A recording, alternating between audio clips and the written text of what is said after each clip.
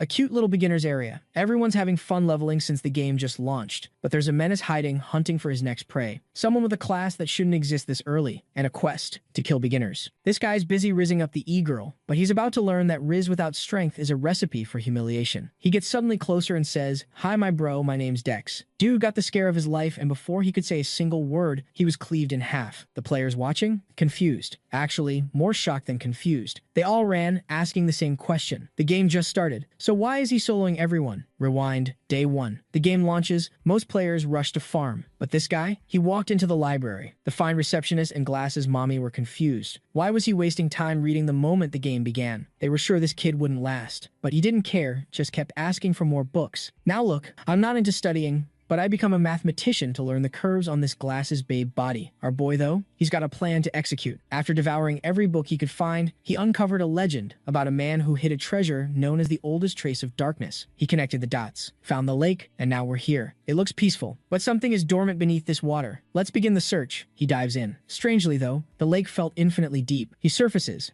gasped for air, and his diving skill upgrades to rank B. For a second, he doubted himself. The game just opened, and right now, everyone's grinding hard. But a hidden quest, that's not something you just walk away from. So back at it. 10 days pass, boom. He acquires it after reaching rank A diving. The system warned him to think carefully before using it, but there's zero hesitation from my boy. And just like that, his class changed to Bard of Anarchy. The infamous quest popped up. But how is Dex this cracked at the game already? First, you gotta understand something. While they play to win, he's here to cause chaos. 5v1, like me and my hand. But in a single movement, the entire squad was wiped. He should be happy, but he was bored. Getting rank 1 was too easy. So he did the only logical thing. He deleted his character on the same day and dove into a new VR game, one that he had no idea would change reality itself. After his first massacre in the beginner's village, night fell. And the next victim? Already running desperately, screaming for help at the top of his lungs. Bro's so panicked he's not even watching where he's going, and he trips over a tree root and eats dirt. As he's groaning on the ground, a notification pops up telling him he's injured and his movement speed just got nerfed.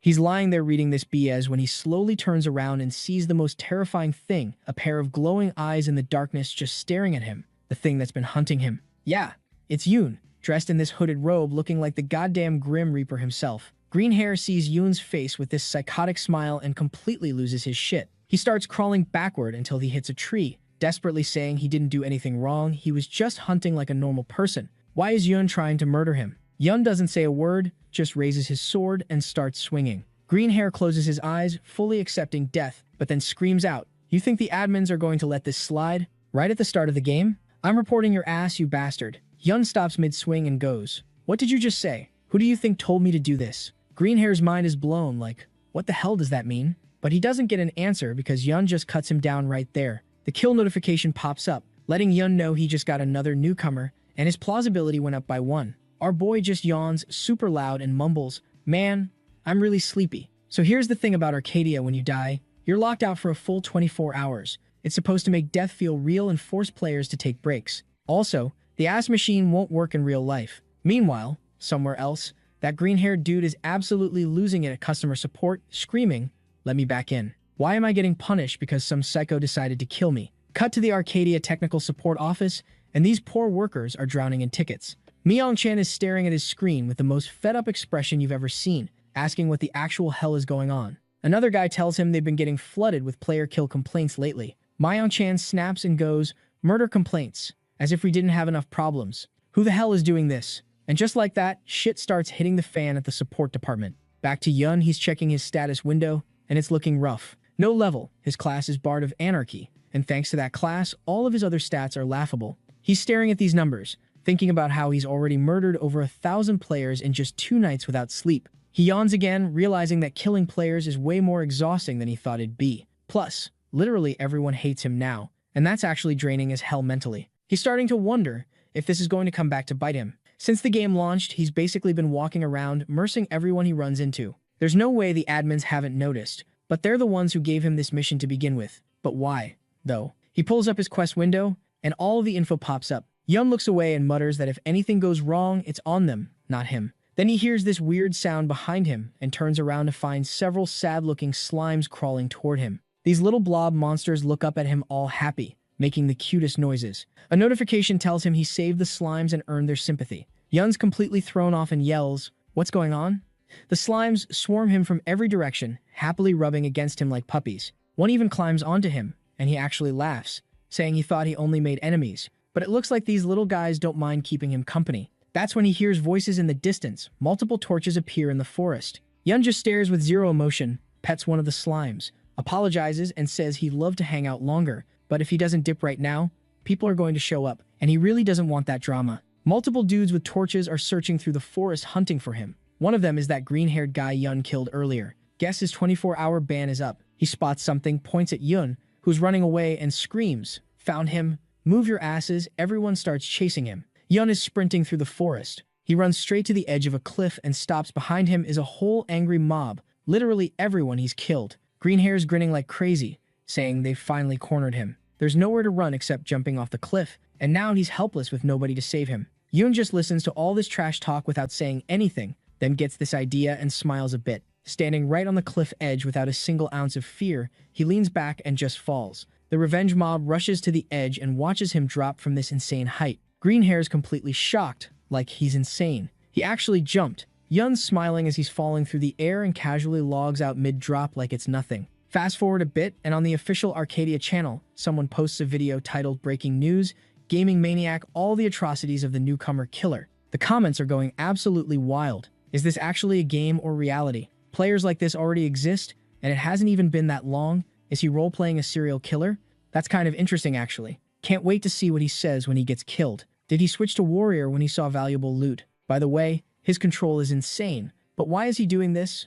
Does he just like causing chaos? Greenhair's sitting at his computer thinking this isn't funny anymore. He posts on the forum, "I'm one of the killed newcomers. This happened 2 days ago. After that, I started checking the forums and counting. In total, I found about 700 witnessed murders. This player doesn't leave the newbie hunting grounds. Looks like he's still a newbie himself. Other users are freaking out. 700 murders. Is that even possible? He can't handle 10 people at once though, right?" Greenhair responds, saying he thinks the same thing, which is why he's proposing they form a strike force to deal with this maniac. Anyone interested can DM him. Later, in the main square of the starting city, this dude's standing in front of this massive crowd of players he gathered from the forums. He thanks everyone for showing up with this dead serious expression and says they should get down to business immediately. "I declare the first meeting of the Troll Cleanup Squad officially open." Here's the thing about Arcadia's virtual world. What attracts players most is the freedom to play different roles and create their own stories. And this isn't just limited to in-game stuff either. When players from all over the world team up by coordinating on the internet,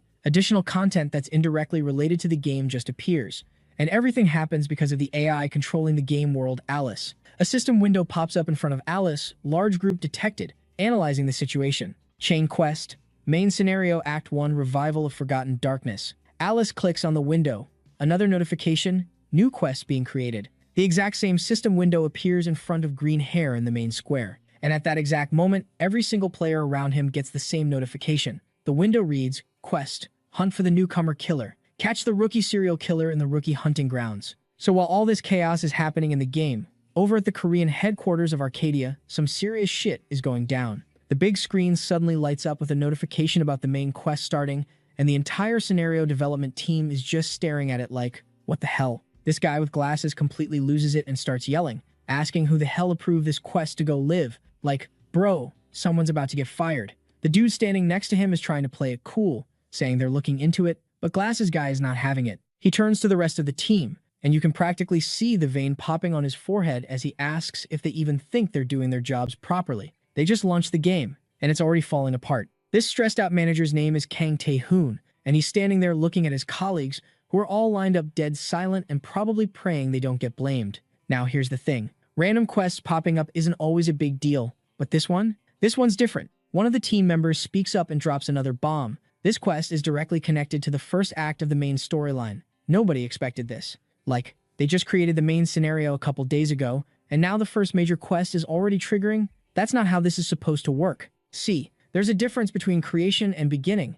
It's subtle but important. Think of it like planting a seed. You don't expect it to sprout the same day you put it in the ground. The dev team figured it would take months for the scenario to develop enough to actually affect gameplay. But Tae-hoon's looking at his tablet, doing the math in his head, and he's like, bro, it's only been 2 days. The timeline's so off that it can't just be a calculation error. Something else is causing this mess. Then he pulls up this video on the official Arcadia channel and asks, is this the rookie killer? The guy next to him confirms it, yeah. There's this one player who's been camping the newbie hunting grounds and absolutely massacring everyone who spawns there. And apparently, this psycho is somehow connected to the main scenario triggering early. Tae-hoon wants answers. Who's this player? Where'd he come from? What's his deal? But here's where it gets sketchy. The team tried to look into it, but someone from head office shut them down and restricted their access. Tae-hoon's staring at his tablet like, wait, the head office is protecting this random player? Why would they do that? His mind's racing now, thinking maybe this guy isn't just some random troll.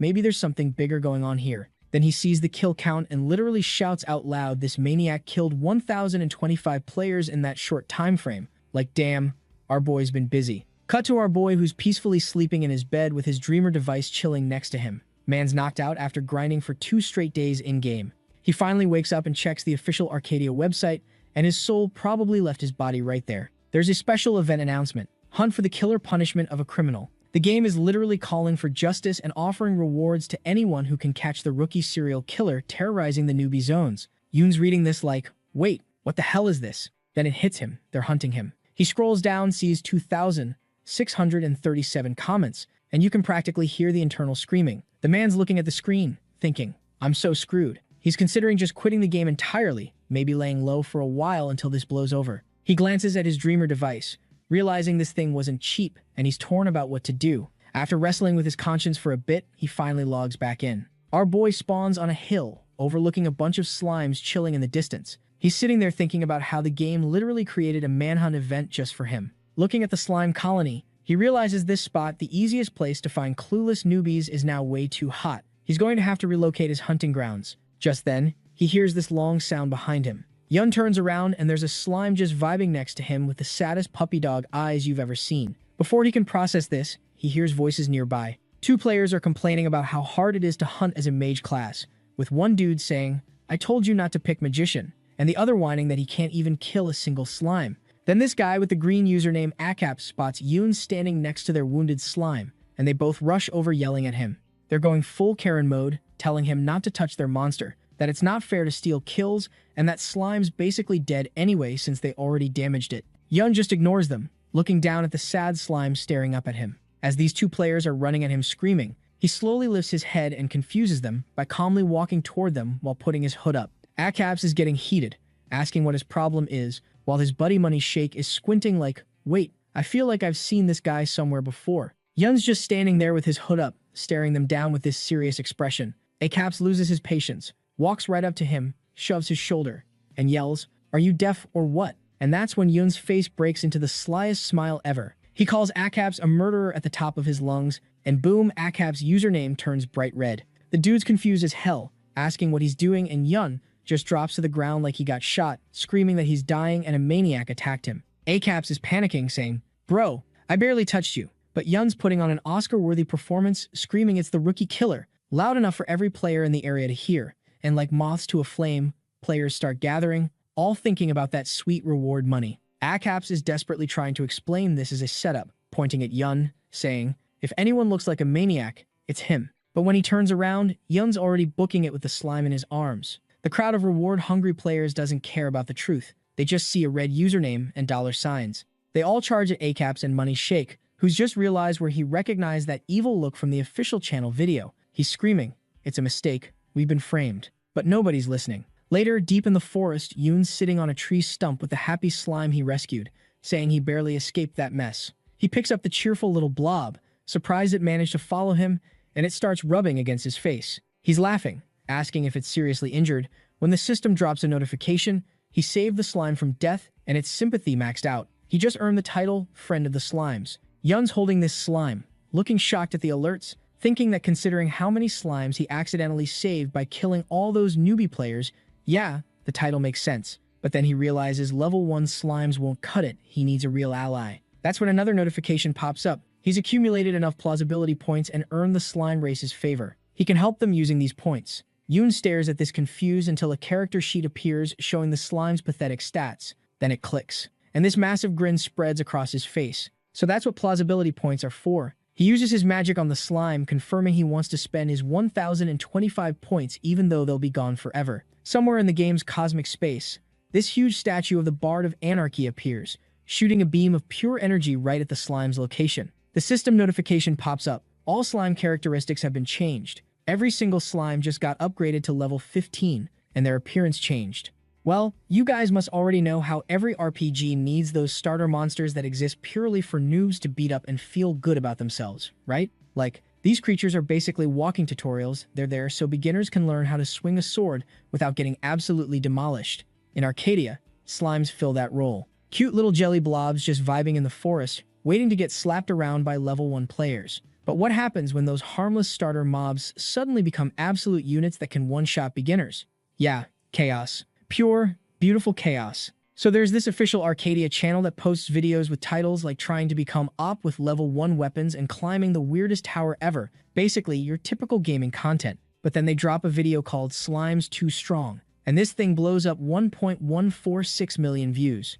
People are watching, thinking it's clickbait, but oh boy, they're in for a surprise. The video starts with some dude spawning into Arcadia's virtual world, and he's geeking out over the graphics, looking at his hands and saying he can literally see the lifelines on his palms. He's checking out the forest around him when he spots a slime just chilling in a clearing, basking in the sun like it's on vacation. Our guy thinks it's adorable and decides, yeah, let me go kill this cute little thing for XP. He pulls out his sword and walks over, but then something weird happens. The slime notices him and starts making happy sounds, looking at him with this joyful expression. Then this little blob starts charging at him full speed, and our boy's confused as hell, asking what's happening. The slime straight up attacks him, and he's screaming wait, wait, wait and calling for help before the recording cuts to static. Next thing you know, there's a system message saying he died, and he's locked out of the game for 24 hours as punishment. The game literally tells him, be more careful next time. Bro got killed by a slime, a starter slime. The comment section went absolutely insane. People are asking if a regular slime actually killed him,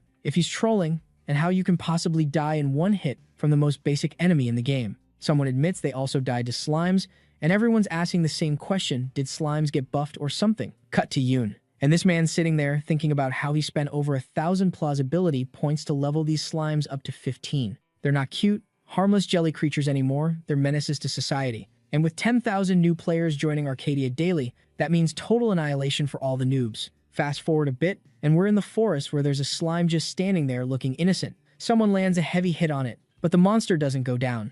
This guy is losing his mind asking what's wrong with these slimes because they're taking 0 damage. Behind him, there's a magician getting chased by another slime, screaming in fear and asking why he's dying when the thing only hit him twice. They're both calling for help while Yun's just standing on a rock watching this disaster unfold. Yun's fascinated though. He's thinking about how slimes never used to attack first, they were passive mobs, but now they're actively hunting players. He's wondering if it's because of their increased stats, specifically this decency characteristic he boosted. He never realized this class feature would have such a massive impact on the game. Then Yun spots this green-haired guy who apparently organized a whole squad to hunt monsters. But instead of them hunting slimes, the slimes are hunting them. Greenhair is screaming, asking why they're surrounded by regular slimes, when suddenly one jumps super high and flies at him. The dude freezes from shock and can't move, and the slime lands a devastating attack that kicks up a massive dust cloud. He screams in pain, and to the other players watching, this aggressive slime looks absolutely terrifying. The slime bounces away while the guy's body disappears,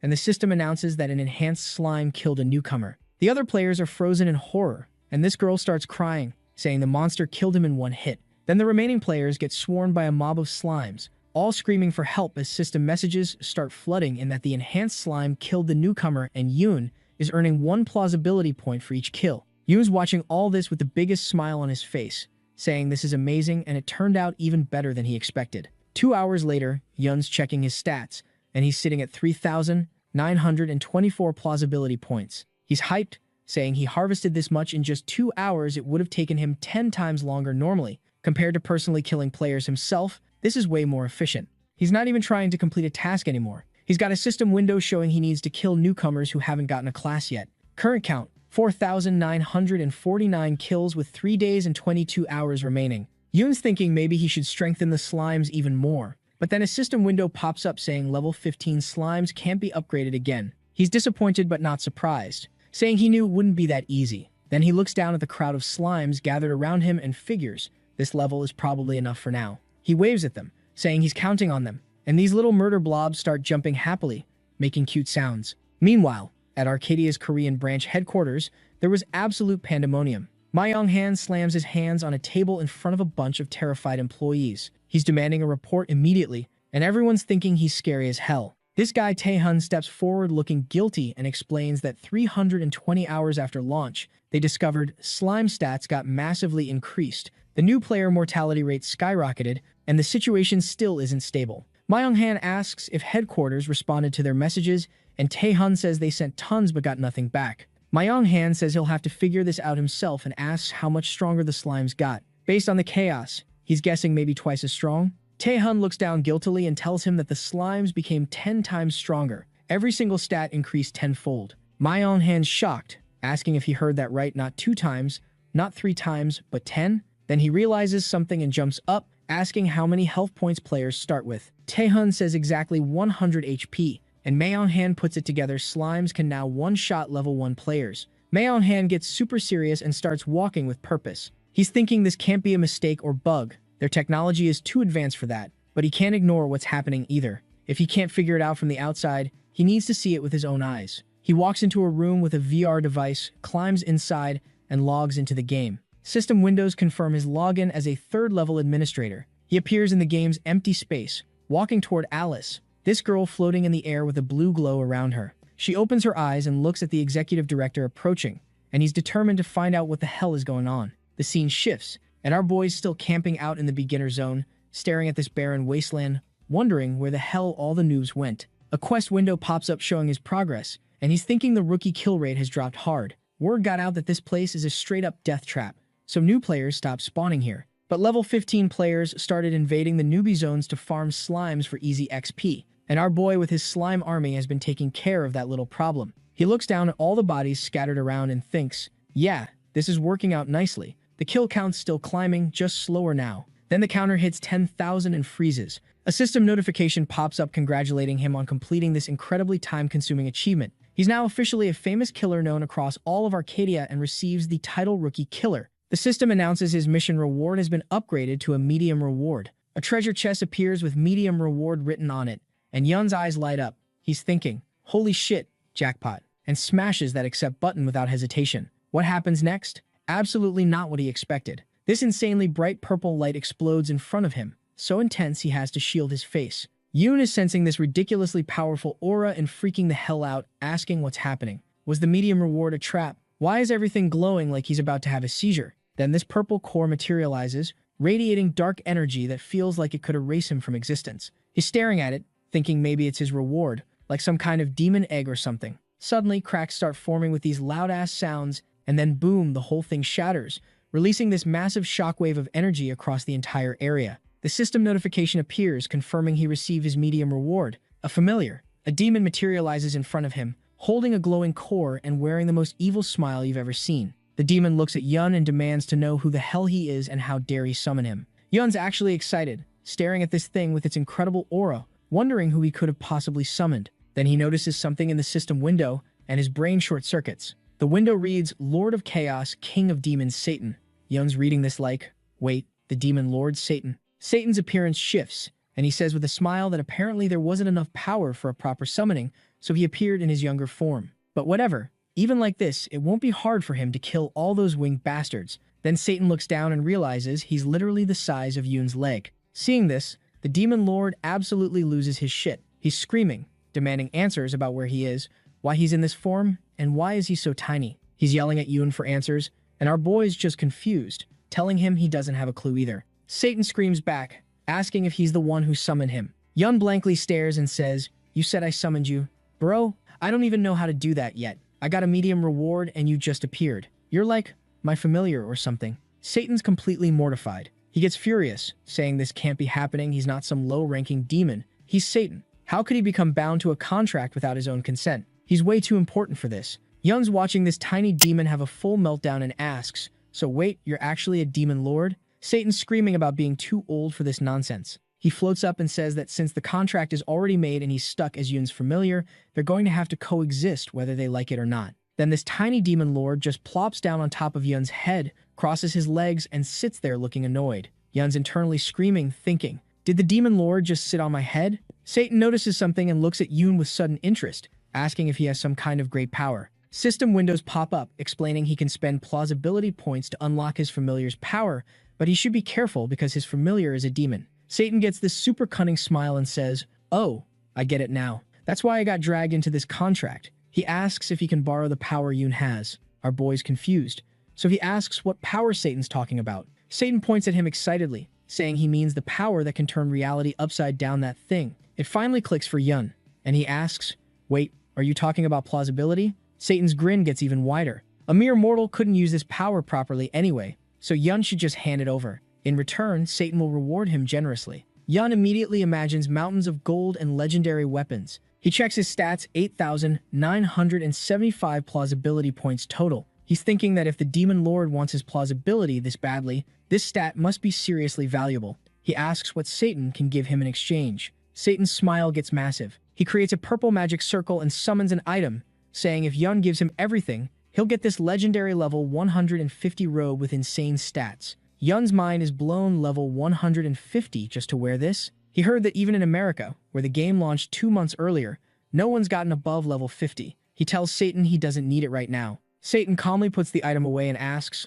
what does he want then? Yun says he doesn't really know yet, but then an idea hits him. He asks, you can strengthen monsters, right? Satan looks confused, asking what kind of monsters. Yun says, slimes. Satan stares at him in complete disbelief and asks him to repeat that. Then he just starts laughing his ass off for a full minute straight, saying Yun is crazy and hilarious. He's never gotten a request like this before. Yun asks if he can do it or not. Satan points to himself with the most confident smirk ever and says he can do absolutely anything, then asks how much plausibility Yun's willing to give. Yun remembers his 8,975 points and says with a huge smile that he'll give Satan everything. Satan's thrilled they came to an agreement. A purple magic circle appears under them, and he announces, contract concluded. The second those words leave his mouth, storm clouds gather and purple lightning starts striking everywhere. The energy from their contract is going absolutely wild. And then it happens, a massive level 100 monster spawns right there, the Queen of Slimes. So at the same time all this is going down,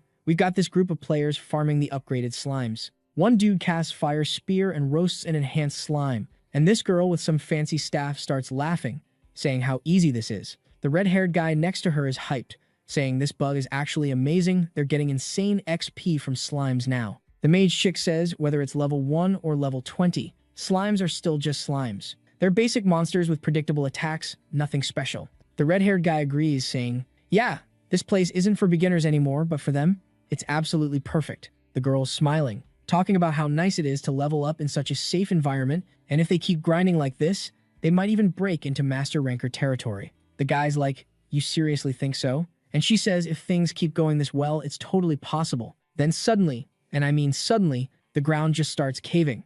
They're all panicking, screaming about what the hell is going on. And right on cue, dark energy starts exploding out of these massive cracks in the ground, and this scary as hell demonic voice starts speaking in some weird language about feeling the rage of all these innocent deaths.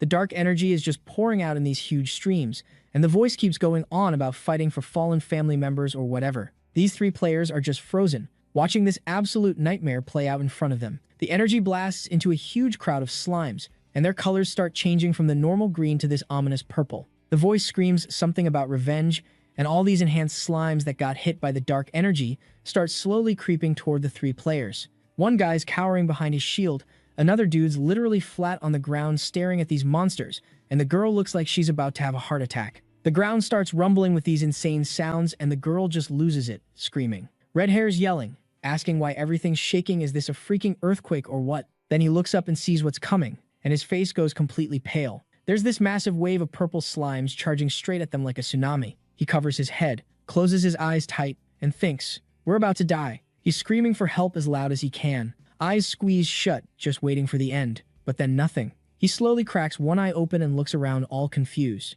He realizes the slime horde is actually flying past them, heading in the same direction, and he's like, wait, what are they doing? Where are they even going? The other guy points something out, telling everyone to look. They're all seeing it now, the slimes are grouping up together. The guy asks, those are all slimes, right? Then the system notifications pop up for every single player in the entire zone at the same time. The mage girl's staring at these pop-ups, asking what kind of alerts these even are. The system message reads like some tragic anime backstory. Slimes love peace and quiet more than anything. Way back when, they used to just vibe in green meadows, living their best lives. But then humans showed up and started massacring these defenseless slimes for no reason. The slimes put up with it for a long time, but eventually they snapped. They realized if they wanted peace, they'd have to fight for it first. A bunch of slimes gave up their lives for one goal, creating a powerful ruler to lead their whole species. And just like that, a massive level 100 slime queen spawns right there. She immediately starts growling and raises her head, letting out this ear-splitting scream that's so loud it's literally sending shockwaves everywhere. The sound waves are so powerful they're snapping trees and launching them in every direction. This insane AoE attack wipes out the forest and kills a bunch of players who get crushed by falling trees. The players who survive are screaming in pain. Someone's yelling that Kellen's dead. His leg got destroyed by a tree trunk. Somebody please help him. He's dying. Red Hair is running through all the fallen trees and dead bodies, looking absolutely terrified. He sees the giant slime queen standing in the middle of this destroyed forest and just freezes up from pure fear. Meanwhile, Yun's standing on a rock watching this whole mess go down, completely stunned, asking, "What the hell did I just do?" Satan's over there smiling at the slime queen, saying he powered up the slimes just like Yun wanted. Yun's like, "Bro, I asked you to make them stronger, not create a monster apocalypse." They both hear the slime queen scream again, and the wind from it reaches them even though they're far away. Yun's struggling to stand against the wind while Satan's just laughing his ass off, saying she's pissed. He mentions if this monster was even slightly stronger, she could join the demon army ranks. He keeps laughing, explaining all he did was help the slimes realize their desire for revenge, and the results were way better than expected. They even made themselves a queen. Yun looks at him dead serious, asking what kind of revenge slimes could possibly want. Satan smiles back, asking what Yun expected. He knows damn well that players kill slimes without thinking twice. Satan just helped them figure out who's responsible for all their problems, and it all happened thanks to Yun's donated plausibility power. Yun's confused, asking what he means. Satan explains that just a tiny bit of that plausibility power was enough to evolve the entire species. He makes fire appear in his hand with this evil grin, saying now this incredible power belongs to him. Back at the city, players are getting ready for war. One guy's screaming that the slimes are coming and they need to hold the line or everyone's done for. System windows pop up with main scenario plastered on them. The rookie killer hunt mission? Gone. Now it's Wrath of Slimes. Players have to stop the slimes from destroying the newbie city. Quest conditions: protect the city and kill the slime queen. Time limit: almost 7 days. If they fail and the protective crystal gets destroyed, the newbie city is gone forever. Players are losing their minds, asking if this is really the main scenario. The newbie city could actually be destroyed? What happens to them if it goes down? This is insane. Then everyone hears the slime queen's roar. They all turn and see her heading straight for the city and collectively think, we're screwed. Back where it all started, Satan asks his master what's next. Yun's sitting on a cliff edge, asking what he's talking about. Satan says with this excited look that everyone's busy trying to survive. If Yun sneaks into the city and destroys the crystal, he could end this right now. Yun's thinking to himself that this psycho is trying to manipulate him, but he saw through it immediately. He says he'll just watch from the sidelines for now. Satan's shocked, asking why wait. Does Yun think he's still in control? Satan gets it now. Yun wants to wait until the last second to crush everyone's hopes. He starts cackling, saying, "Now that's a real devil move." Yun just looks away, ignoring him. Then a flood of system notifications starts appearing, each one saying he killed a newcomer and gained 1 plausibility point. Yun watches these pop up like crazy and admits Satan has a point. He does need to make a choice between helping players or monsters. Then he smiles, asking himself which side would be more profitable. So the slime queen rolls up to the newbie town all angry. She lets out this demonic growl, and a system window pops up with her stats. Her skills include Ruler's Roar and Jump, plus she's got Swarm Consciousness, Accelerated Regeneration, and obviously a strong hatred for the human race. Everyone can see these ridiculous stats, including the suits at Korean Arcadia headquarters who are watching this disaster unfold. Myung Han's sitting there having a whole internal crisis when someone comes yelling that they need to shut down the server right now. How the hell does a level 100 raid boss spawn in a zone for people who just installed the game? Wang Ji Ha, the lead designer, is completely lost, saying she doesn't remember making this thing. The Korean team definitely didn't create this monster, maybe the main office did. Taehoon says they should report this mess immediately. Creating this monster and dropping it on newbies is straight up abuse of power. But Myung Han's just sitting there thinking, connecting the dots. First that random main scenario kicked off, then the serial killer quest, and now this Wrath of Slimes bullshit. He's got a theory forming. He asks if they remember their team's philosophy: unlimited possibilities, unlimited freedom. Could the head office have done this? Nah, every previous event was planned down to the last detail. Then Myung Han drops the absolute bomb. This is the work of one player. The main scenario, killing newbies, messing with slime behavior, even this boss one dude did all of this. His colleagues lose their minds asking if that's even possible, but when you look at all the quests in order, it makes sense. Pyonhan says if he's right and everything's because of one user's choices, they have no right to step in because that's Arcadia's whole policy freedom over everything else. His screen shows in red. If the task fails, the city of newcomers will be irretrievably lost. Cut to the newbie city looking like a war zone. Players are fighting slimes everywhere. One warrior takes down a slime, thinking if it wasn't for the high-level players who showed up, this city would be gone. Why are there so many of these things? A slime sneaks up behind him, but another player jumps in clutch, blocking the attack. He tells the old man to bail, and they escape between some buildings. The wounded old guy is catching his breath when a blue tag pops up, Guard of the Baron Guard. He thanks the player, saying he literally saved his life. The guy gives a thumbs up, saying, "Don't worry about it." But the old man gets serious, asking if he could visit after all of this mess is over. His grandfather's diary has stories from his glory days as a warrior. A system notification appears, hidden quest detected savior. All conditions are met for obtaining a profession. The guy's absolutely shook. He just stumbled onto that secret class everyone's been whispering about. The old man looks up, about to say something but freezes, staring at the pissed-off slime queen. The next 3 days are absolute chaos. Almost half the raid time's gone, and players are getting destroyed by slimes. But Korean players don't know the meaning of retreat. High-level users showed up to help defend, which started turning things around. The newbies even formed squads and fought back with strategy. Then players who killed 1,000 slimes started getting the title Slime Destroyer, a 30% protection increase and a 40% damage boost against slimes. Thanks to this buff, players started dominating, and hope came back. They planted their banner on this massive mountain of dead slimes. Yun is standing on a rock, staring at a system window. His quest update shows kill the newcomers 32,576 killed. Time remaining 1 day, 22 hours. Satan's floating next to him with this huge smile saying, "This is incredible." He's never seen such a ruthless player. He laughs and pats Yun on the head, saying he's doing amazing. Yun's thinking it's weird that Satan himself is congratulating him for mass murder. Then he stares at his 22,576 plausibility points, thinking he can't believe he racked up this many. Killing them one by one would have taken over a month. Satan asks what he's going to do unless Yun steps in as up. The humans are probably going to win. Yun looks at the city with its huge mountain of slime corpses and that banner on top. Then this evil smile creeps onto his face, and he says that's boring. He opens his inventory and equips his old beat-up cloak, throwing on the hood. Satan stares at the blood-stained cloak in shock, asking what that is. Yun smiles, looking down, saying, "Looks like it's time to pick a side." Yun turns around with this wicked smile and says, "From now on, they're siding with the slimes." Meanwhile, back at Korean Arcadia headquarters, Myung-han's in an office asking the CEO to shut down the slime quest.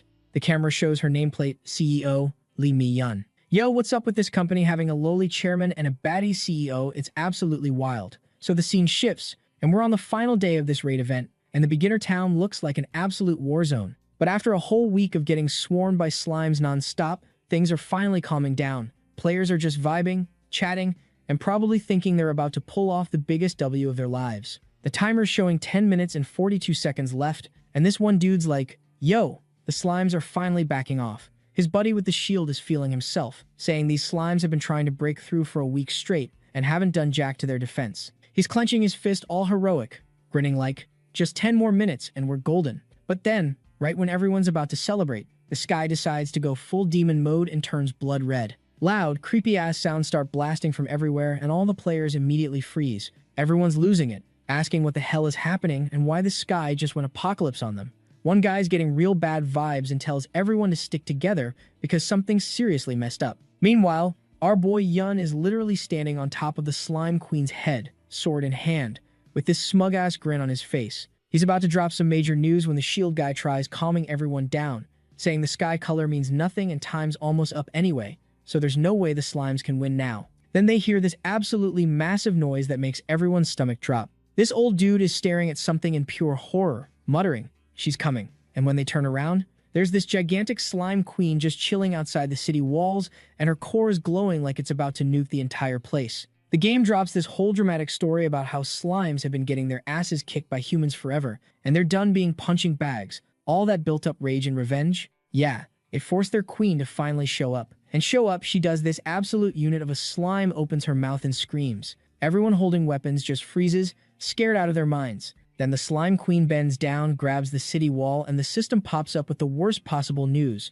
Boss monster, slime queen has appeared. Time until raid end, 9 minutes, 58 seconds. Everyone's just standing there in complete shock, because what the hell are they supposed to do against that? The queen straight up rips apart the wall and reaches her massive hand into the city. But it gets worse. From her hand touching the ground, hundreds of smaller slimes start flooding out like a damn tsunami. Players immediately drop their weapons and bolt, screaming about how this kaiju-sized thing can't possibly be a slime. The shield guy tries playing hero, yelling at everyone to hold the line and stop running. He's shouting about how they need to hit her with everything: magic, arrows, whatever they've got. He's like, why are you scared? It's just a game. But then he hears this terrifying sound behind him and slowly turns around to see the Slime Queen's massive palm coming down on him like a meteor. Man's completely frozen, staring at this hand about to pancake him, thinking, did the devs really expect us to beat this thing? The queen slams her hand down, and slime splatters everywhere. But right before the shield guy becomes roadkill, some player saves him by casting lightning magic, shooting a beam that actually hits the queen's head.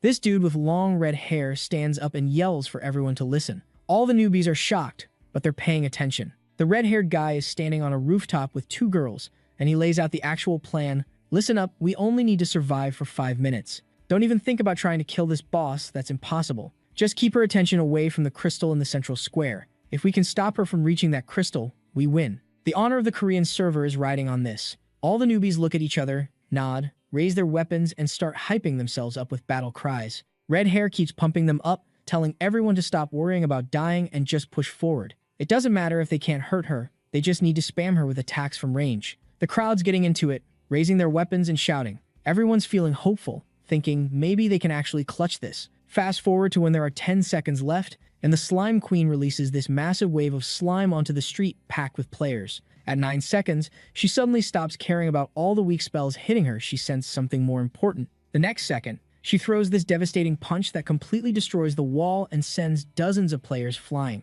The red-haired guy tries getting her attention, charging up this insane fire energy into his sword. He's screaming about destroying this piece of slime and launches himself at her. But then he gets blasted back by a shield that appeared around the queen. Man couldn't even touch her. But there are only 3 seconds left, so he starts laughing like crazy, yelling at the queen that she's too late, it's already over. He's straight up trash-talking this boss with 1 second on the clock. Meanwhile, back to our baddie CEO. Myung-han is still telling her to shut down the servers and put an end to the slime raid. She tells him that's impossible, saying how they're not gods of Arcadia, they are just guides. Their job is to create solutions, not delete events. Back in the game, the red-haired guy is sitting by the protective crystal in an empty square, laughing about how it's finally over, but then cracks start appearing on the crystal. He's confused as hell until he realizes Yoon took advantage of everyone being distracted and straight up stabbed his sword into the protective crystal. The system announces the crystal's destroyed and the city's wide open. Yoon acts all innocent, like, oops, my hand slipped. While the system drops the bomb, the newcomer's city has been wiped off the face of the earth forever.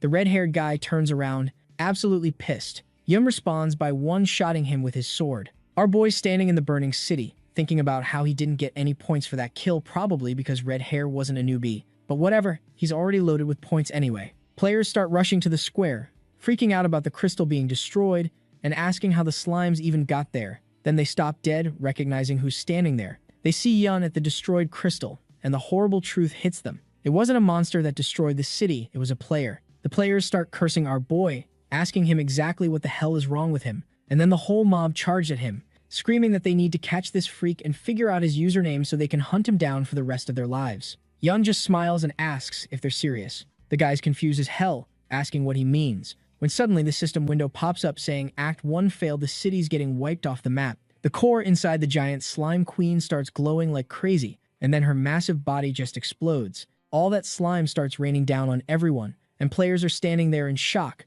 trying to figure out what's happening. But then the slime on the ground starts rising back up, and players are freaking out, asking what this nasty stuff is doing. They notice it's flying upward and realize the slime's coming back together. One guy's like, please tell me these aren't new slimes, because even in raids, monsters don't just spawn from underground like this. The slime keeps gathering and starts making these creepy sounds. Then out of nowhere, this insane energy blast comes from the sky, and players are covering their faces. When they look up, there are these huge slimes everywhere, and everyone's completely shocked. The system drops this whole backstory about how slimes have been getting bullied by humans forever, but they finally fought back and won. The system says slimes now control what used to be human territory, and their queen's sitting pretty on her slime throne. Yun's looking at her with this surprised smile, calling mommy.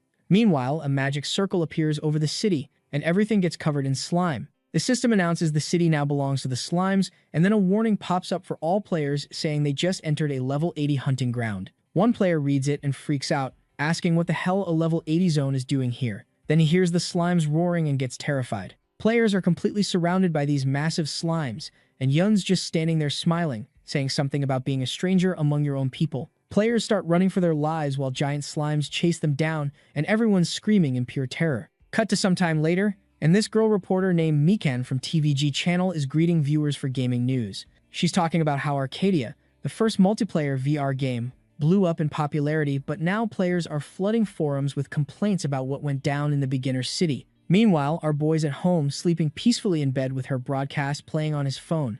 He wakes up, stretches, and yawns while Mikan explains how players failed to defend the location and the beginner city turned into a high-level dungeon. She says even as an experienced gamer and reporter, this seems really weird to her. Yun wipes his face while looking at his phone, and the screen's full of comments. People are saying stuff like, "I can't believe the location just disappeared," and "Are the devs trolling us?" And "What are new players supposed to do now? Spawn in a slime lair?" Some are demanding the city back, while others mention rumors about the rookie killer being involved.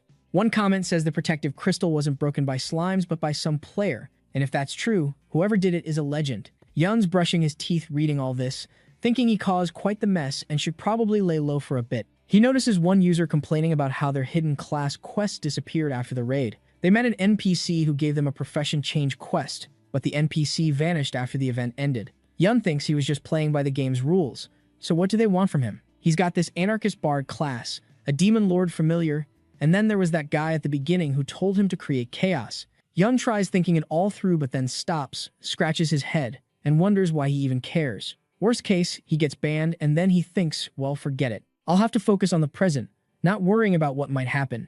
Later at university, Yun takes his seat next to some guy and thinks about how this school isn't the best, but he's still happy classes started, student life and all that. He notices the guy next to him staring in his direction while watching something on his phone. Yun glances over and sees a video of his character standing on the slime queen's head. He's shocked, realizing that's him, and wonders when players even recorded this. Then he notices the video has over 2 million views and gets even more surprised. He's embarrassed, thinking, why would people even watch this? They're probably making bank off monetization though. The guy notices Yun leaning way too close and asks if he wants to watch the video. Yun gets embarrassed, apologizes, and says he just found it interesting without meaning to snoop. In his head, he's thinking it's normal to be interested since he's literally the star of the video. The guy smiles, extends his hand, and introduces himself as Lim Jae-jun, saying maybe fate brought them together to be friends. Yun's surprised but agrees and introduces himself too. Jae-jun mentions the videos from Arcadia and asks if Yun's heard about the game. He explains how wild things have been. The beginner city got attacked by slimes that were weak at first, but suddenly became super strong and demolished the whole location. Yun pretends to be shocked, acting like this is all news to him, thinking this guy doesn't seem interested in him personally and just wants to talk about the game. Then Jae-jun asks if he's heard about the so-called rookie killer. This catches Yun completely off guard. He's freaking out internally, wondering why Jae-jun suddenly brought up the rookie killer and if he somehow knows it's him. So we're back at the Korean Arcadia office, where Miyoun's scrolling through her tablet, looking at what used to be the beginner town, and she's just sitting there like, the whole place got absolutely demolished, and now it's her problem to deal with. She takes a sip of coffee, thinking about how, yeah, they knew crazy stuff could happen in this game, but nobody expected things to go this off the rails. She does a little stretch and tries to look on the bright side. At least all this chaos got people talking about the game, right? Still though, they need to figure out what the hell happened here, and the fact that all of this was because of one player. So now she's curious to meet whoever this absolute maniac is. Well, folks, it turns out a date with a baddie costs exactly one beginner town. Cut back to the university, and Yun's having a full-blown internal meltdown, wondering if Jae-jun actually figured out who he is. Jae-jun slaps him on the shoulder, snapping him back to reality, and asks, what's up? Does he seriously not know about this legendary player? He says it's totally fine if he doesn't, and that Yun's lucky he ran into an expert like him who can explain everything. Yun's awkwardly laughing, asking if he's really that lucky, while thinking to himself, this dude just wants an excuse to show off. Jae-jun whips out his phone and pulls up the rookie killer video, telling Yun he's got to watch this because it's fresh footage directly connected to the whole beginner city raid situation. He's grinning ear to ear, saying Yun won't get this kind of insider info from anyone else. Yun's sweating now, asking how one player could possibly cause this much destruction, while internally freaking out because this guy's way smarter than he gave him credit for. He can't let Jae-jun keep digging, or he's screwed. There's absolutely no way he can let him find out he's the rookie killer. Jae-jun just goes quiet for a second, wondering if maybe he's talking too much. Right then, a teacher walks in, does that little cough thing to get everyone's attention, and says, looks like the whole class made it. He introduces himself as Professor Kim Tae-hoon, the head of computer engineering, saying he didn't want to make orientation boring, but there's some important stuff they need to know. Students start whispering to each other, one guy asking where this is even going. Kim Tae-hoon says they've probably all heard about virtual reality tech by now, everyone and their mom's talking about it. Right now, there's a straight-up revolution happening in computer engineering, and its name is Arcadia. Yoon's ears perk up hard at this. The professor keeps going, saying anyone who's actually been inside Arcadia knows that regular computer engineering just doesn't cut it anymore. After a ton of discussions, they realize the whole curriculum needs an overhaul because it can't keep up with what's happening in the real world or what students actually need. Yoon's nodding along, thinking the professor's spitting facts, everything they're learning feels ancient compared to VR. And that's obviously where the future's headed. Then the professor drops the bomb that starting this year, computer engineering is getting renamed to virtual reality engineering. He knows it's confusing as hell, but if they don't adapt to how fast tech is changing, they're going to get left in the dust. Later at the cafeteria, Jae-gyun's sitting down with his tray, going on about how wild that was and how nobody saw them changing the entire major's name coming. Yun sits down across from him, internally wondering why the hell they're eating lunch together now. Jae-gyun's all excited, saying the professor literally mentioned Arcadia in the lecture and how sick that is. Yun's getting a bit nervous, but agrees, thinking this dude's completely obsessed with Arcadia. Then Jae-gyun suddenly hits him with, "Wait, why don't you play?" And Yun straight up drops his food with the chopsticks. He fumbles through an answer, saying he'd love to. But the dreamer's expensive as hell. Plus, he's not really that into gaming anyway. Inside, he's screaming, trying not to blow his cover, thinking he needs to switch topics now. He throws it back, asking if Jae-gyun plays. Jae-gyun starts cracking up, points at himself, and says obviously he does his characters already pretty high level too. Yoon pretends to be all impressed, thinking, thank God he dodged that bullet. Jae-gyun says if Yoon ever starts playing, he'll help him level up, though it's tougher for newbies now since they spawn in random spots. Yun says he'll definitely hit him up if he starts, quietly laughing to himself and thinking Jae-gyun's actually pretty cool, even if he's a bit odd. Later in Arcadia, Satan's standing there looking annoyed as hell, asking why Yun took so damn long and how dare a mere mortal make him wait. Yun calls him Tan and explains that after the whole raid thing he didn't sleep for, like, 3 days straight and had to crash hard. Satan sighs, saying Yun's too weak, and this is exactly why he hates making deals with humans. Yun's watching him, thinking Satan obviously got bored without him around. Out of nowhere, someone in the forest screams nearby. They both turn toward the sound, and the slime queen comes sprinting at Yun trying to hug him, which completely catches him off guard. She's hugging him with the biggest smile on her face, when suddenly a massive horde of slimes comes charging in behind her, all hyped to see him. The slimes tackle him to the ground and start bouncing all over him. Yun's getting squeezed by the slime queen while slimes dogpile him from every direction, and he's gasping that he can't breathe. Satan gets pinned by one of the slimes and yells at it to get off right now because it's disgusting and he's all sticky. After everyone calms down, the slimes line up and stare at them. The slime queen bows, and a system message pops up saying she's expressing her gratitude. The slime race will never forget what they did to protect them. He's now the eternal savior of the slime race. Yun's getting all bashful, waving his hand, saying he didn't really do anything special. The system announces his rank just upgraded from slime friend to slime savior, and as a reward he gets the crown of slimes. The crown materializes above his head, and he's like, wait, what? His plausibility shot up by 2,413 points,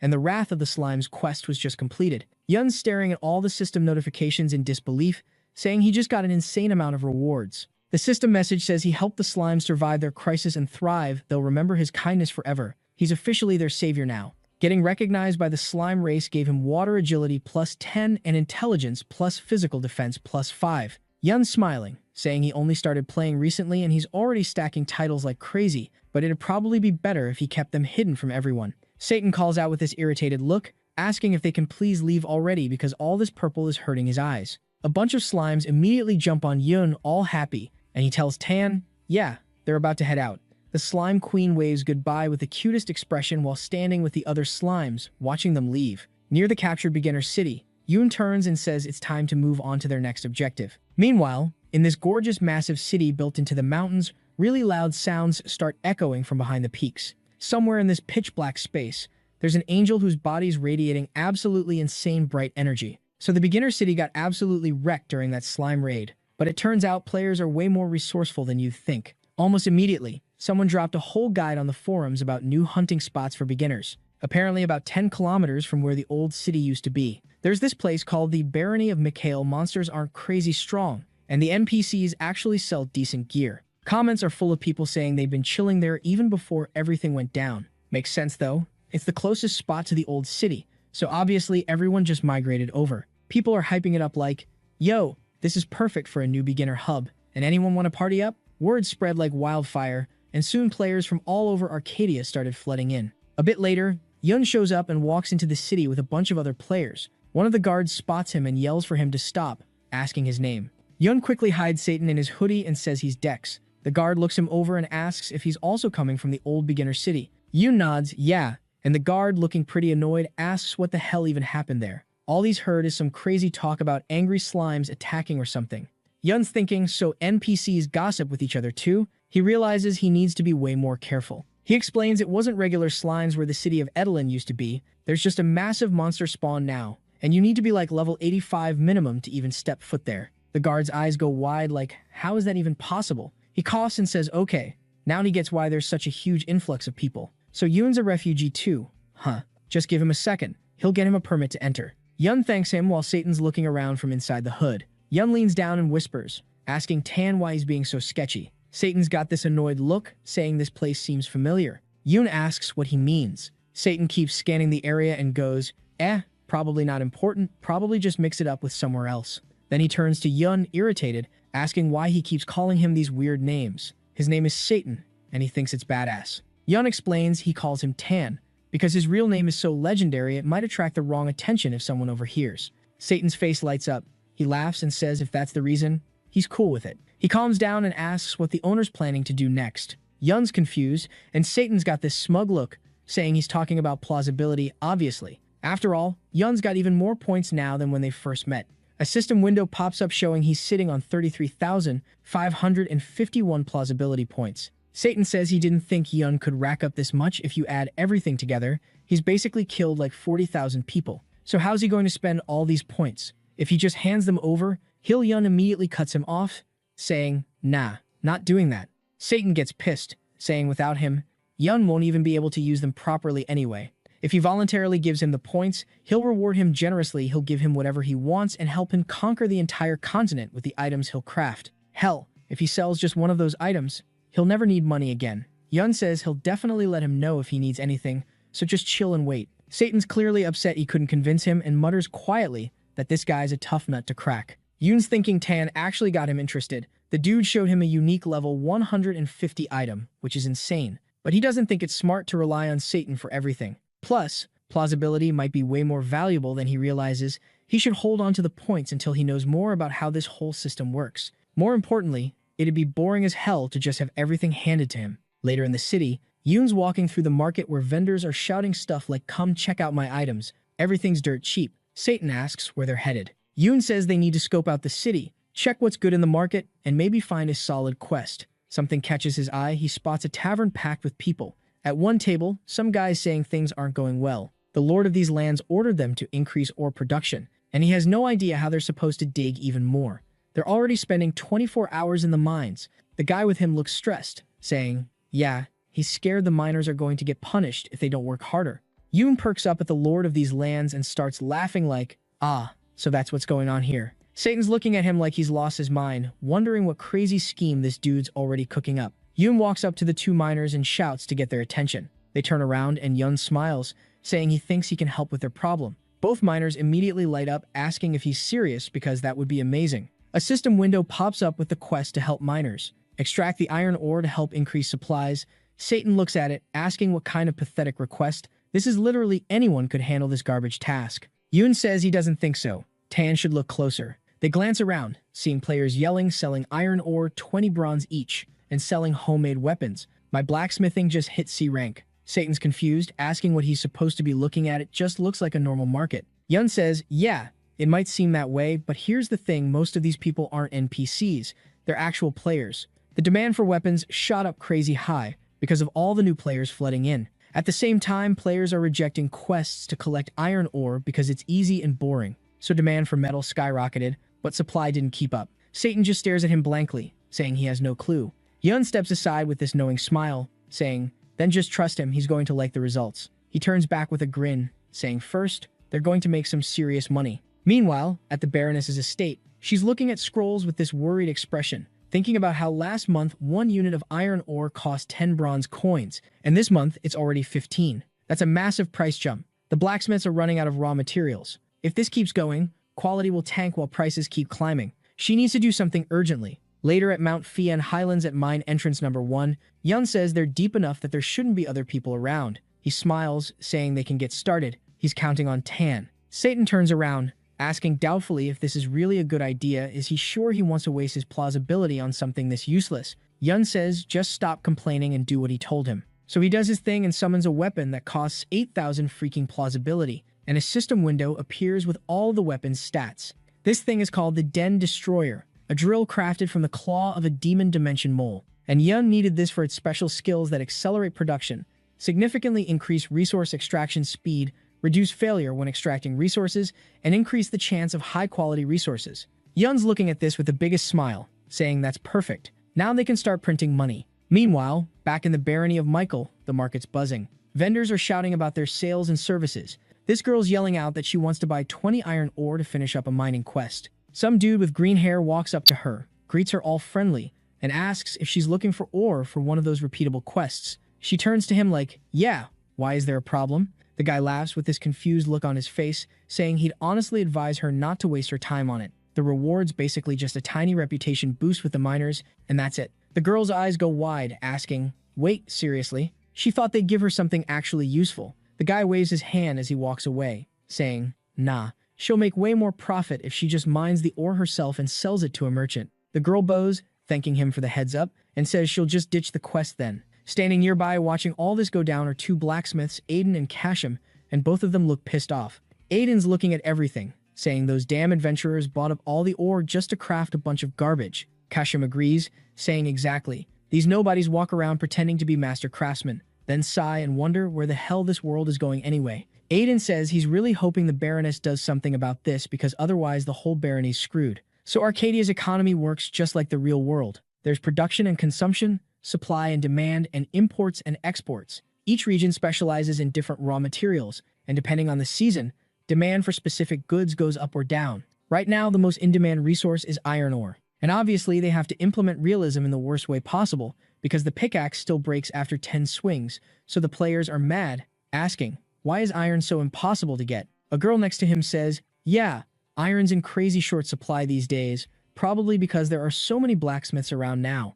The guy sighs, all annoyed, saying he shouldn't have picked this profession in the first place. There are no materials to work with anyway. The constant shortage of iron ore on the market caused prices to spike from 10 bronze coins all the way up to 17. Iron's now 70% more expensive than before. Because of this, blacksmiths are also taking massive losses since nobody's buying weapons that got way more expensive. The girl says she gets that they're going for realistic economics and all, but doesn't he think this is a bit much? The guy says if he'd known, he would have just picked the warrior class instead. Someone calls out to them, and they both turn around at the same time. This guy with glasses asks, why don't they just mine the iron themselves? The girl smirks and looks away while the dude has this annoyed expression, asking if he's even tried doing that. Just the trip from the city to the mine alone takes over 2 hours.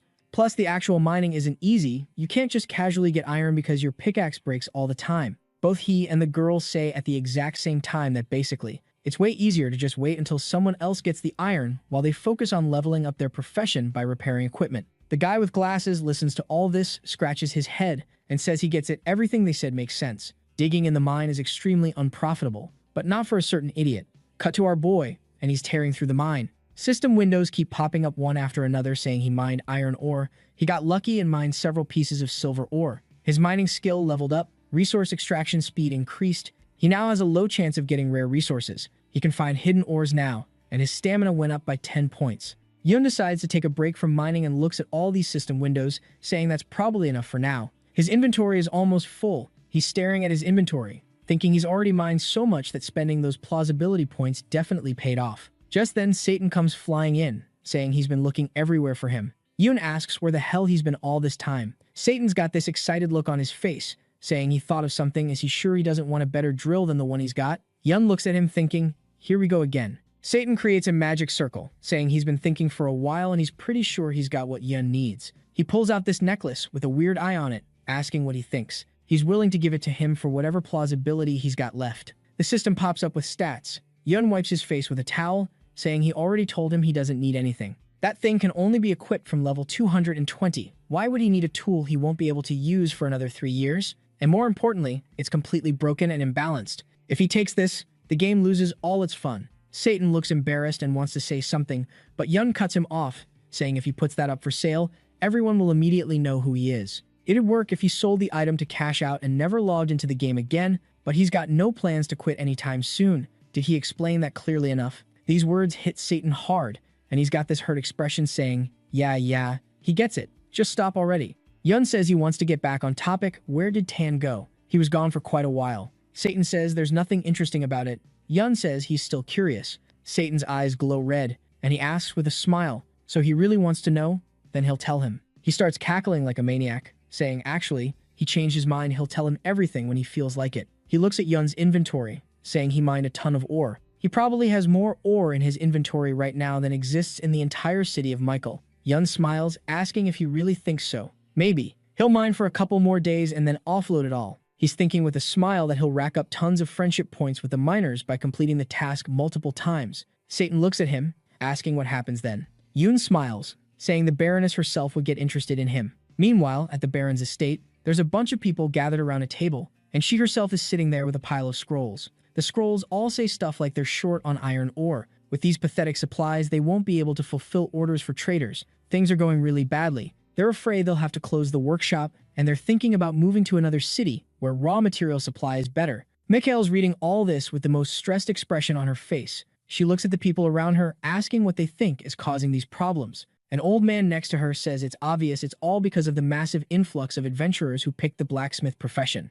Another guy agrees, saying, yeah, and on top of that, these adventurers are novices at best when it comes to blacksmithing. They're producing extremely low-quality garbage. Obviously, they're expecting to become masters of their craft one day, but until then, they're wasting a massive amount of ore. But the main problem is that the number of miners has stayed exactly the same, despite all these new blacksmiths showing up. The whole issue is that adventurers hate manual labor. They all want to become famous. Mikhail says, as she understands it, the adventurers are the main problem. Can they force them to mine? The man with yellow hair says that's impossible, according to paragraph 1 of Article 128 of the Continental Code of Laws. Mikhail says, okay then, they'll sell ore primarily to experienced blacksmiths first. The man says that's prohibited by paragraph 2 of Article 128 of the Continental Code of Laws. She tries to think of something else but comes up blank, which is why she grabs her head, asking with serious frustration, where did this insane number of adventurers even come from? And how can they get out of this situation? Out of nowhere, a guard bursts in loudly yelling they urgently need her.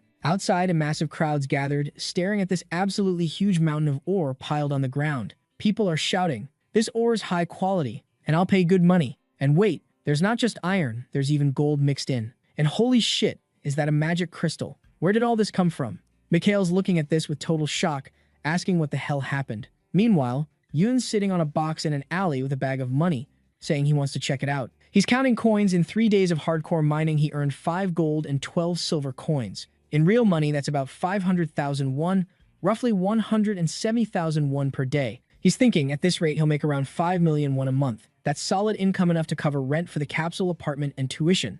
But he's got a feeling he could be making even more, though he'd have to set up a bunch of things first. Someone walks up asking if he's the one who brought all this ore. The voice surprises Yun, and he looks up to see Baroness Mikhail standing right in front of him. The system notifies her favor increased. Yun smiles, thinking, there she is. He looks at her with this satisfied expression, saying, yeah, that was all him. Mikhail introduces herself as mistress of this barony, asking if he'd like tea and a chat. The system asks if he accepts the Baroness's invitation to her castle, and of course this bastard does. Cut to later, and they're chilling in the Baroness's castle, just vibing across from each other. There's tea sitting in front of Yun, and Mikhail's like, yo, try this, it's some herbal stuff from Mount Fien. He takes a sip and goes, damn, that's actually pretty good. And she's sitting there all smug like, well duh, this is literally what our barony is known for. Then her whole vibe shifts, she gets dead serious and asks how long it took him to gather all that ore he dumped in the main square. Yun goes, it took him like 3 days. Mikhail's eyes go wide, she literally jumps up from the table and screams, did you just say 3 days? How the hell is that even possible? She catches herself, sits back down, and asks if other adventurers can mine that fast too. Yun's like, yeah, I seriously doubt it. She nods, saying she knew it even if you throw a massive crowd at it, something good's bound to happen eventually. But then she looks down, all disappointed, saying she gets it, but it's not that simple. She needs his help. This grabs Yun's attention real quick, and he's just waiting to hear what comes next. Mikhail says, As he probably already knows, the barony's economy is literally bursting at the seams because of all these adventurers flooding in. Then the system pops up, notifying him a special quest just dropped the Baroness's concerns. The Baron's running low on iron ore, so production needs to speed up. Yun smiles, thinking, finally, it's happening. He asks if she wants him to help recruit adventurers to work the mine. Mikhail's like, yup, you got it. Yun grins, saying he can handle that, no problem. Later that night, Yun's sitting at his computer, searching for something, thinking the Baron's request isn't going to be easy to pull off. After all, Arcadia isn't that type of game. People log in to have fun, not to do boring, repetitive tasks. Motivating them to mine ore isn't going to be easy, but our boy has a plan. All he needs to do is change how they see things first.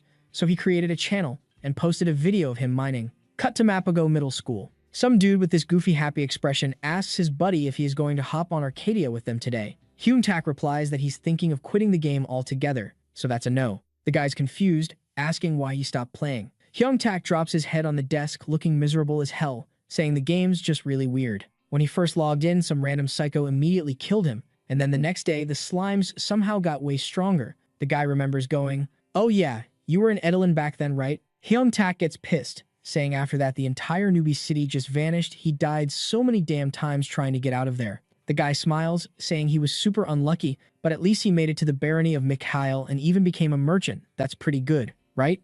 Hyun-tak's like, that's exactly the problem. There weren't many job options, so he became a merchant, and now he's stuck with a bunch of useless skills, none of which are combat abilities. He can't even hunt properly, so now his character is completely screwed. The guy looks at him, thinking he's completely given up, and asks if he's upset just because he thinks there's nothing fun in the game besides hunting. He shows him his phone screen, saying, bro, check this out. He points to a video titled Way to Make Money in Arcadia. This video was posted by Yun 11 hours ago, already has 540,000 views, and it's sitting at number 4 in the video games tab. The guy hits play, and Yun greets the audience, asking if they can hear him. He's currently inside Mount Fian. He's sure everyone's heard about this mountain since lately this spot's been blowing up in popularity. He's going to talk about iron ore mining.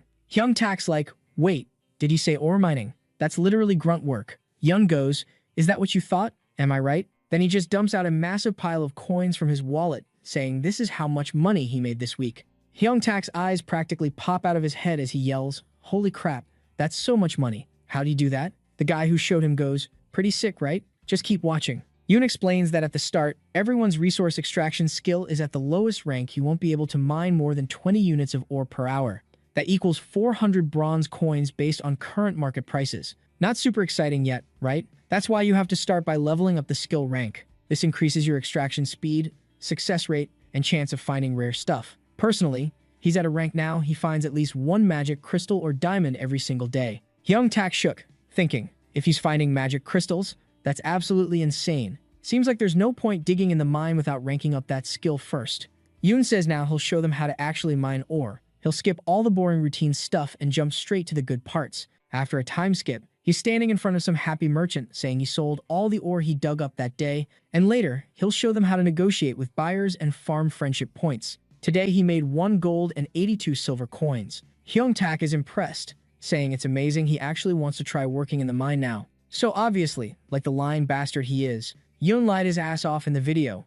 Or we can say that he used a Lloyd-approved method and conveniently didn't tell them the important details, like the mining speed he showed is only possible with a cheat item. Plus, he left out all the important details, which made it seem like anyone could get the same results. But it definitely grabbed the attention of clueless users. This video had a massive impact on Arcadia players. Crowds of people swarmed Aiden, asking for pickaxes and directions to Mount Fian. Soon enough, a whole mob of players all dressed in mining gear headed into the mine. Some guy seeing this asks why so many miners suddenly showed up here at the same time. Mikhail's laughing her ass off, saying this is absolutely incredible. She can't believe all these lazy bums are voluntarily going into the mine. Plus, there aren't just blacksmiths, but adventurers from other classes too, and they asked our boy how the hell did he even pull this off. Yun smiles, saying it's nothing special, he just exploited basic human psychology. Mikhail asks what he means by that. Yun gestures with a grin, saying it's money. People will do anything for a handful of shiny coins. All these adventurers are just slaves to capitalism.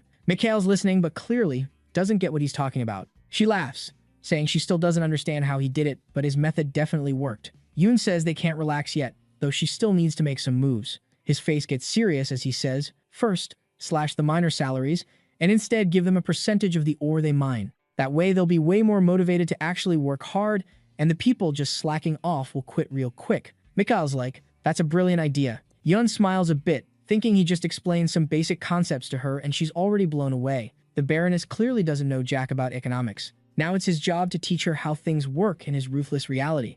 Man, our boy is going to corrupt this innocent girl. Mikhail asks what they should do about ore prices. She hasn't put any restrictions on trade, and prices have shot through the roof and are still climbing. According to reports, 1 unit of iron ore already passed 20 bronze coins. Yun says she can just ignore it. Mikhail's confused, asking why she shouldn't care. Yun says anyone who needs the ore will buy it at whatever price. Prices for blacksmith services haven't gone up even though raw materials cost more now, right? He'd say ore prices used to be way too low, that's why nobody wanted to mine it. But if people start complaining, he pauses, and Mikhail asks if anyone's already bitching about it. Yun smiles, saying anyone who complains can go dig the ore themselves. All it takes is wanting to do it, right? Mikhail thinks about everything he just said and goes quiet for a few seconds. Then she starts cracking up, slaps him on the shoulder, and asks if he wants to be her finance minister. She'll pay him big bucks for his services and advice if he joins her. Yun laughs, saying that's a really tempting offer, but his adventure isn't done yet. Mikhail coughs into her hand, going, right, of course you're also an adventurer, my bad for asking. Yun looks at her, thinking he's helped the Baroness out a ton, and she should be extremely grateful right about now. The time has come. Mikhail asks how she can help him, then she'll do whatever's in her power to return the favor. Yun places a scroll in the middle of the table, thinking it's time to put his plan into action. Mikhail grabs the scroll, asking what it is.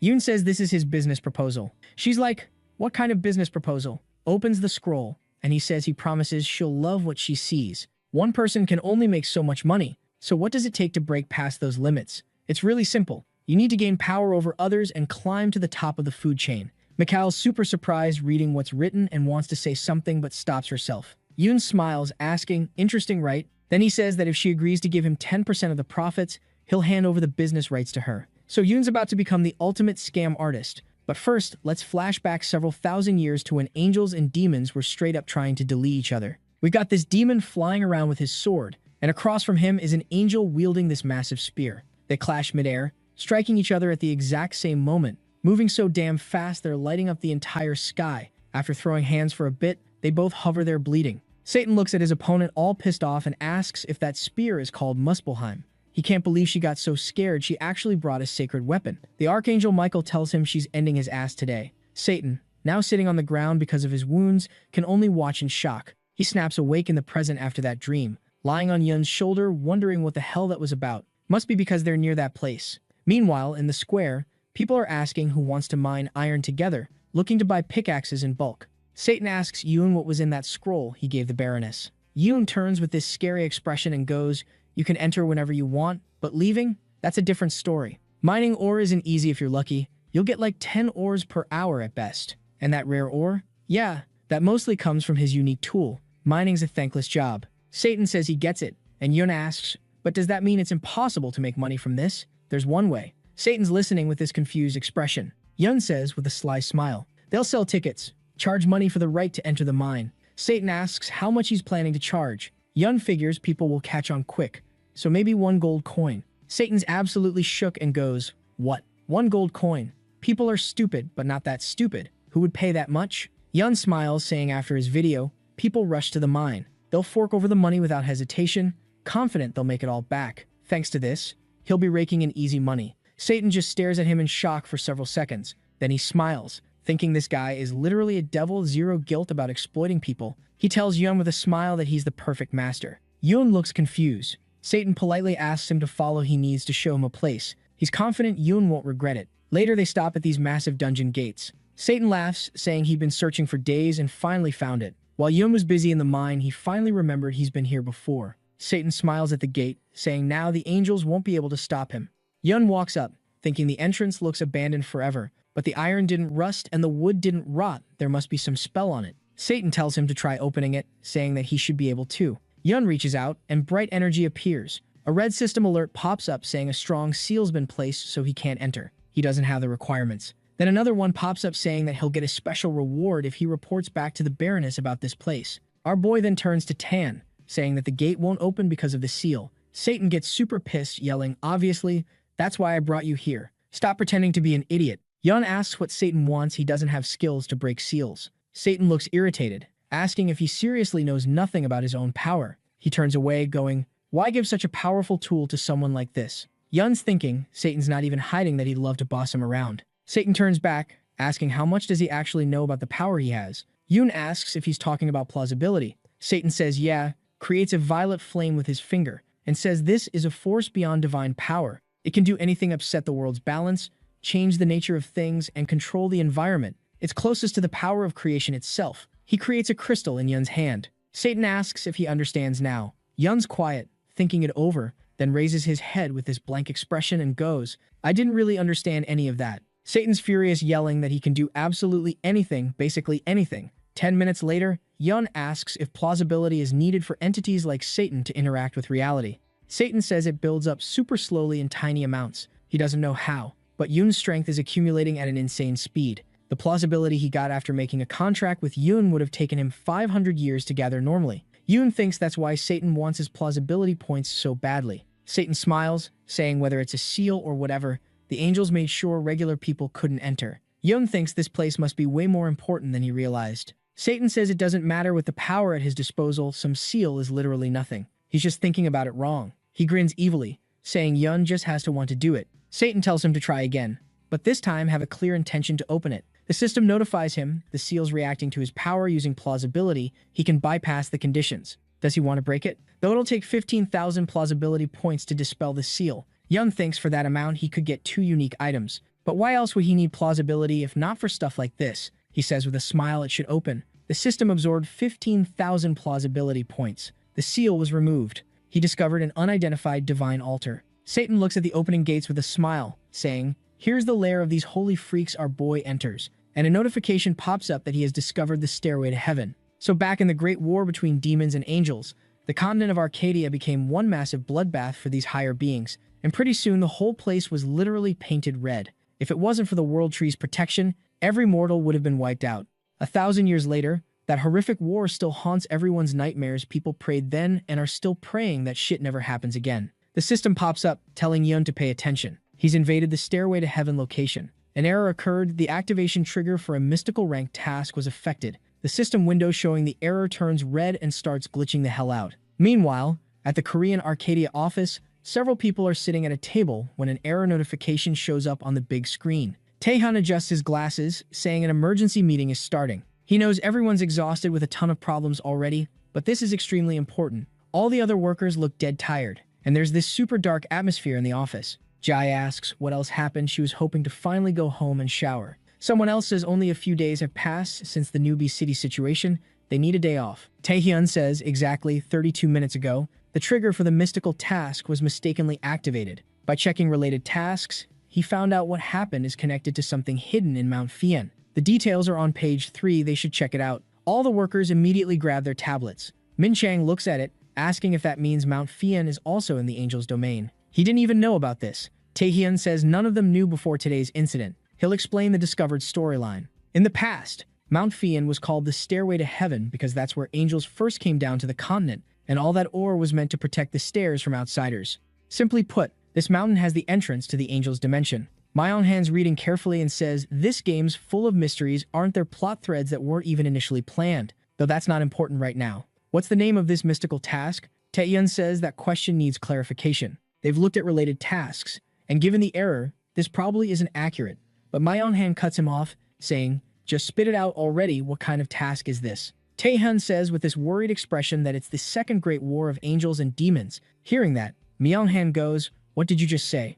At the same time, Yun passes through the gate and enters the protected room. He looks around surprised, saying, so this is the stairway to heaven. Meanwhile, Satan is busy cackling and laughing like a maniac. Asking how that is for these freaks with feathers, he said one day he'd reach them again. He flies forward super happy, loudly telling our boy that they need to go deal with these bastards together. They'll ruin all their plans. Yun, way less hyped, agrees, saying, yeah, of course. They climb to this platform with some object on it, and Yun asks if Satan's saying there's treasure hidden here. Satan says that's exactly right, he should have opened it by now. Yun reaches for the item when system windows pop up saying this text is written in an unknown language, so there's no way to decipher it. An entity that knows ancient languages can decode this. Just then he got hit with another quest. Yun looks at the device while magic particles float around him, thinking it's super interesting, but can he just take it? Well, He's sure that's not going to be easy. Then he remembered how the system said he'd get a special reward just by reporting the ruins to the Baroness. Satan quickly smacks him on the head, asking why he stopped open it faster. Yun brushes him off, saying wait and give him time to think. If he didn't know the backstory, he'd probably already be heading to the Baroness and would have forgotten about these ruins. But after Satan's story, he just can't leave everything as is. Though he is also concerned that Baroness Mikhail will never find a reward more valuable than an artifact from the Stairway to Heaven. Yun thinks more importantly, he opened this location with plausibility points, basically making him a tomb robber. If he tells someone else, questions might come up. Maybe it's better to just keep it secret. He turns around, telling Satan that he's ready to open it. Satan's super happy, saying that's the right attitude, he believes he'll succeed. Well, it was easier said than done because cut to 10 minutes later, and both of them couldn't make the damn thing move an inch. So now Tan is getting angry at our boy, asking him what the hell he is doing and yelling at him to use more strength. Yun gets super pissed, saying he's already trying his best. Well, cut to a few moments later, and they still couldn't open the lid and are now super tired. Now he regrets not pumping up his strength stat. Satan fell to the ground next to him, saying if he were in his true form, one little finger would be enough to lift this lid. Now he's thinking about how he went through so much only to get stuck at some coffin lid. And this isn't even a sacred seal or magical barrier, just a heavy stone. Yun pays attention to his words about it just being stone and starts thinking. He asks if Satan's sure there's actually treasure in there. Satan turns with this annoyed look, saying he already told him there's definitely something valuable. Does Yun think he'd try this hard for nothing? Yun puts on the glasses he wore while mining and says in that case he has no choice. He summons his item, and the system notifies him he equipped the Den Destroyer. Satan's super embarrassed and is about to say something. Yun tells him this lid won't budge any other way, he's simply left with no choice. He climbs onto the coffin lid, channels energy into his drill, and says with a smile that in moments like these, destruction is the only right solution. He plunges his drill into the coffin lid and starts destroying it. Satan looks at him, saying how humans are even worse than demons. Cut to a few seconds later, and our boy had completely destroyed the coffin, and a system window pops up to inform him of his extraordinary achievement and also tell him to be wary of the angels from now on because, thanks to what he just did, he's on their hit list now. They see a skeleton lying in the coffin, and he asks if this is the treasure. He tells Satan he should have warned him about what exactly would be inside. He's not a saint or anything, but destroying someone's sarcophagus is a bit much. Satan asks if that means he wouldn't have touched the tomb otherwise. He didn't expect such piety from him. He apologizes. Yun asks what's so valuable about this sarcophagus. They should only take the essentials. He doesn't want to steal everything the deceased had. Satan laughs, saying he had already prepared an answer. He points to the corpse and says they're taking the necklace. Satan's looking at it with this huge smile, thinking it's a sacred necklace the angels have been saving for the future. Yun takes the item, and the system notifies him he received a shining heavenly medallion. Holy energy reacts to it. Suddenly, this necklace rises up while he's holding it and starts emitting this super bright energy, which completely surprises him. Satan covers himself with his hands to protect from this energy flow, loudly asking what's happening. Yun sees this strong energy spreading through his hand and thinks he can feel the energy filling him up. A system window pops up in front of our boy, saying he just acquired the glorious Heaven's Medallion and unlocked the hidden class Holy Prophet. But before he can even celebrate this absolute W, some long-haired energy man points at him and unleashes this insanely bright red beam straight at his face. More system windows start glitching out, saying his profession doesn't qualify as a saint. There's been a data contradiction. So they have temporarily deactivated the medallion, and if he thinks that it's unfair, he can contact customer service. Yun just stares at the floating medallion in fire, completely lost. Satan lets out this massive sigh of relief, saying he genuinely thought he was about to get deleted from existence by that holy energy surge. He turns to Yun, asking what the hell just happened, and our boy's like, bro, how would I know? We need to figure this mess out. Another window pops up informing him about the system error and saying that they'll fix it soon, which basically means we have no idea what's happening either. Yun smiles to himself, thinking, great, things just got way more complicated. Cut to Mount Fian Mine number 2 near the barony of Mikhail. Some guard stops this dude high-end tack with a hand gesture, and our boy's immediately confused, wondering why there are even guards posted here. The guard asks if he's entering the mine because there's a fee now he needs a pass. Hyun-tak's like, a pass? Since when the hell was this a thing? He's internally panicking because the YouTube tutorial he watched didn't mention anything about paying to enter. The guard explains that freeloaders aren't welcome here anymore. Anyone wanting to dig up Mount Fian's treasures needs to contribute to the mine's development, which is just fancy talk for corporate extortion. Hyun-tak asks how much, and this bastard leans in, saying it's 30 gold for a month's pass, calling it quite affordable. Our boy nearly has a heart attack right there. That's 1 gold per day, which equals 100,000 won. Multiply that by 30 and you get 3 million won a month. He starts crying on the spot, realizing he'll never afford this, saying goodbye to his dreams of mining his way to wealth. The guard, seeing the easiest mark of his life, puts his hand on Hyuntak's shoulder all friendly-like, saying he totally gets it. You can tell from those raggedy clothes he's broke as hell. But good news, Baroness Mikau created a special system just for poor people like him. Mine now, pay later. He points to a customer service building nearby. Inside, there's this green-haired, red-eyed girl at the window, and Hyuntak's immediately mesmerized, like she just cast a charm spell. The guard standing next to him smiles to himself, thinking. Another one takes the bait, imagining Hyuntak walking straight into a noose, about to become another mine slave paying off debt for the rest of his life. Inside the mine, it's absolutely packed with players who believe Yun's video, all grinding away, yelling about digging faster so they can work off their passes and start making actual profit. One dude finds a tiny magic crystal and celebrates like he won the lottery. The green-haired girl watches them all with this evil smile, thinking it's amazing how much enthusiasm they have. The cage door slams shut behind these poor souls. She genuinely can't believe so many people fell for such an obvious scam, thinking how the saying was true. The thirst for easy money really does kill every brain cell. She's certain this plan is way too diabolical to be the Baroness's idea. Whoever designed this scheme is an absolute sadist. Meanwhile, Yun gets a notification that he completed the ore mining goal, and the Baroness's worries are solved. Time to collect his bag. He tells Satan they can wrap things up for today. Satan asks what he's planning to do next, and Yun's like, isn't it obvious? Satan's confused and getting a seriously bad feeling about this. Yun smiles and starts listing his crimes like he's reading a rap sheet. Broke into angel territory, stole a sacred artifact, destroyed someone's sarcophagus, and damaged holy remains trying to yank the medallion out. He's now officially a criminal, grave robber, and thief, basically society's scum. Satan's sitting there like, is it really that serious though? And Yun explains that if anyone finds out about this, his already difficult life becomes absolutely impossible, so he needs to keep this secret buried. Satan asks how he plans to do that, and Yun summons his energy-filled drill with the most menacing smile, saying he's getting rid of the evidence. Satan realizes in absolute horror that this madman's about to destroy the stairway to heaven itself. Yun nods with the kindest, most innocent smile and proceeds to demolish the entire room like he's in a demolition derby. He exhales, all satisfied, saying the evidence is gone now, he just needs to block the entrance, and he's golden. Satan's absolutely shell-shocked, thinking humans are genuinely terrifying creatures. Later at the Baroness's palace, she slams the table excitedly, welcoming Yun back like he just returned from war. He asks if she has enough miners now, and she's practically vibrating with joy, saying thanks to him, they're set for an entire year. She has absolutely no clue what he told people in that video, but after it went live, adventurers flooded the mines like it was Black Friday. Yun awkwardly asks how many showed up, and her eyes light up like slot machines hitting jackpot. Over 9,500 people. Before this, only 800 workers were there. They take 30% from ore sales,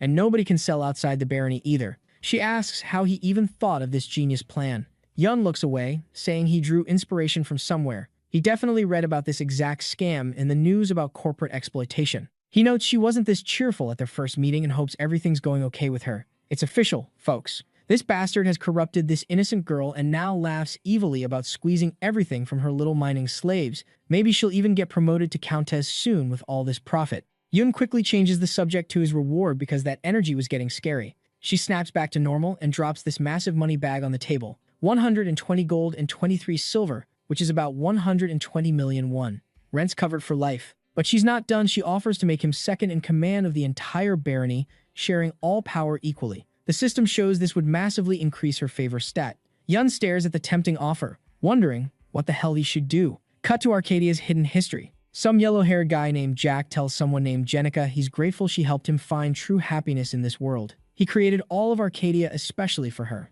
Alice, the administrator, suddenly appears, and Jack notices system errors popping up everywhere. Alice told him how an error has occurred and she doesn't have the authority to deal with it, and that's why she needs his help. Jack laughs reading the error report because it's about the Bard of Anarchy. Even he, the literal creator of this world, didn't expect this chaos. Seeing this, he smiles, saying how it seems that a real disruptor has appeared in his carefully crafted world, and things are about to get interesting. Jack's getting more hype because this situation is absolutely insane. Our boy Yun didn't just pick up some random loot. He got the glorious Heavens Medallion, a special artifact that only one person in the entire game should have, the Holy Prophet, aka the main character of the Great War of Angels and Demons storyline. So now Yun's holding two game-breaking items that are making the system have a complete meltdown.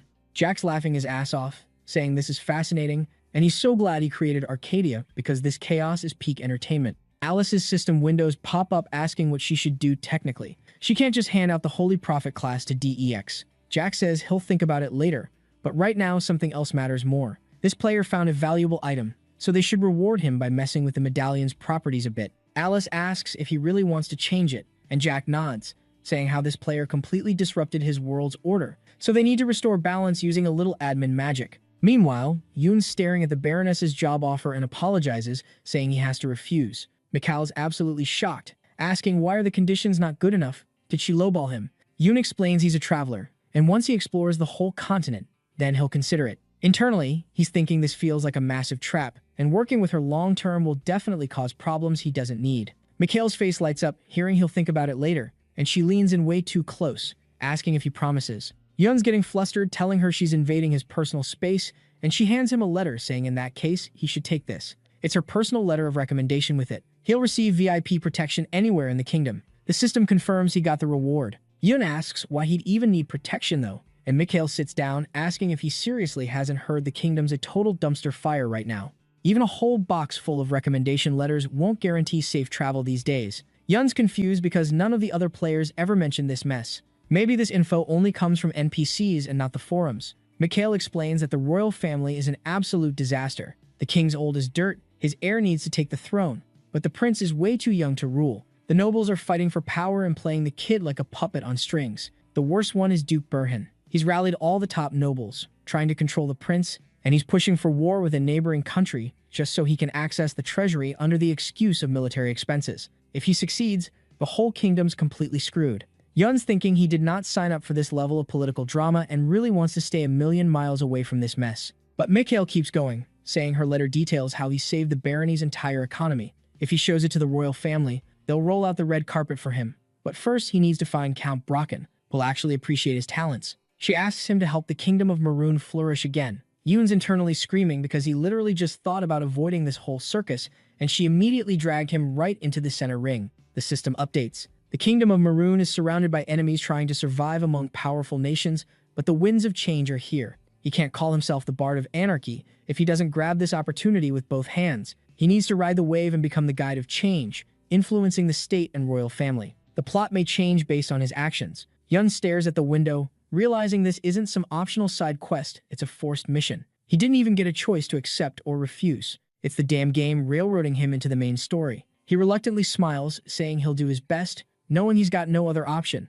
Mikhail is absolutely thrilled, saying she knew she could count on him. Later, Yoon leaves the castle while Mikhail waves like crazy, wishing him a successful journey, telling him to hit her up if he needs anything. Yoon awkwardly waves back, thinking he's genuinely not sure befriending her was even a good idea anymore. Mikhail's standing there thinking this isn't just her gut feeling. She's 100% certain. Even a complete idiot could tell this adventurer will definitely shake up the entire world. And folks, she wasn't wrong at all because this walking mistake of ours would be flipping Arcadia's world upside down, whether he wanted to or not. His actions changed multiple people's fates. The ripple effect is undeniable, even if it doesn't always make perfect sense. But this world was literally created for players to mess around in. So can we really blame him for playing exactly how the creator intended? More importantly, the absolute chaos he's about to unleash will make everything he's done so far look like child's play. His previous antics will seem charming and wholesome in comparison. Outside the city gate, Satan asks if everything's really going to be okay. Yoon asks what he means. Satan says human politics is a complete nightmare. Sure, it's supposedly for the kingdom's well-being,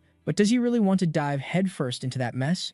Yoon looks into the distance, saying it's not that he wanted to, but since he already started this whole thing, he needs to see it through. Satan's genuinely shocked by the commitment. Yoon asks with determination, anyway, it's all just for story progression points, so why the hell not, right? System notifications suddenly appear saying the error has been completely resolved and the glorious Heaven's Medallion stats have been totally overhauled. They apologize for the inconvenience. The updated medallion suddenly materializes, emitting this insanely strong bright energy that's basically blinding. Satan hides behind Yoon, asking why the thing just caught fire out of nowhere. Yoon watches in complete surprise as the light gets thicker and brighter, and then a whole angel appears, radiating this intense holy glow. Satan's absolutely embarrassed and shocked, saying this absolutely cannot be happening right now. But folks, this was happening because just then the system chimed in, saying how the medallion's effect grants him connection with a higher entity. His personal guardian angel has been summoned also now. The item is forever bound to him and can't be removed even if he wanted to. In the next panel,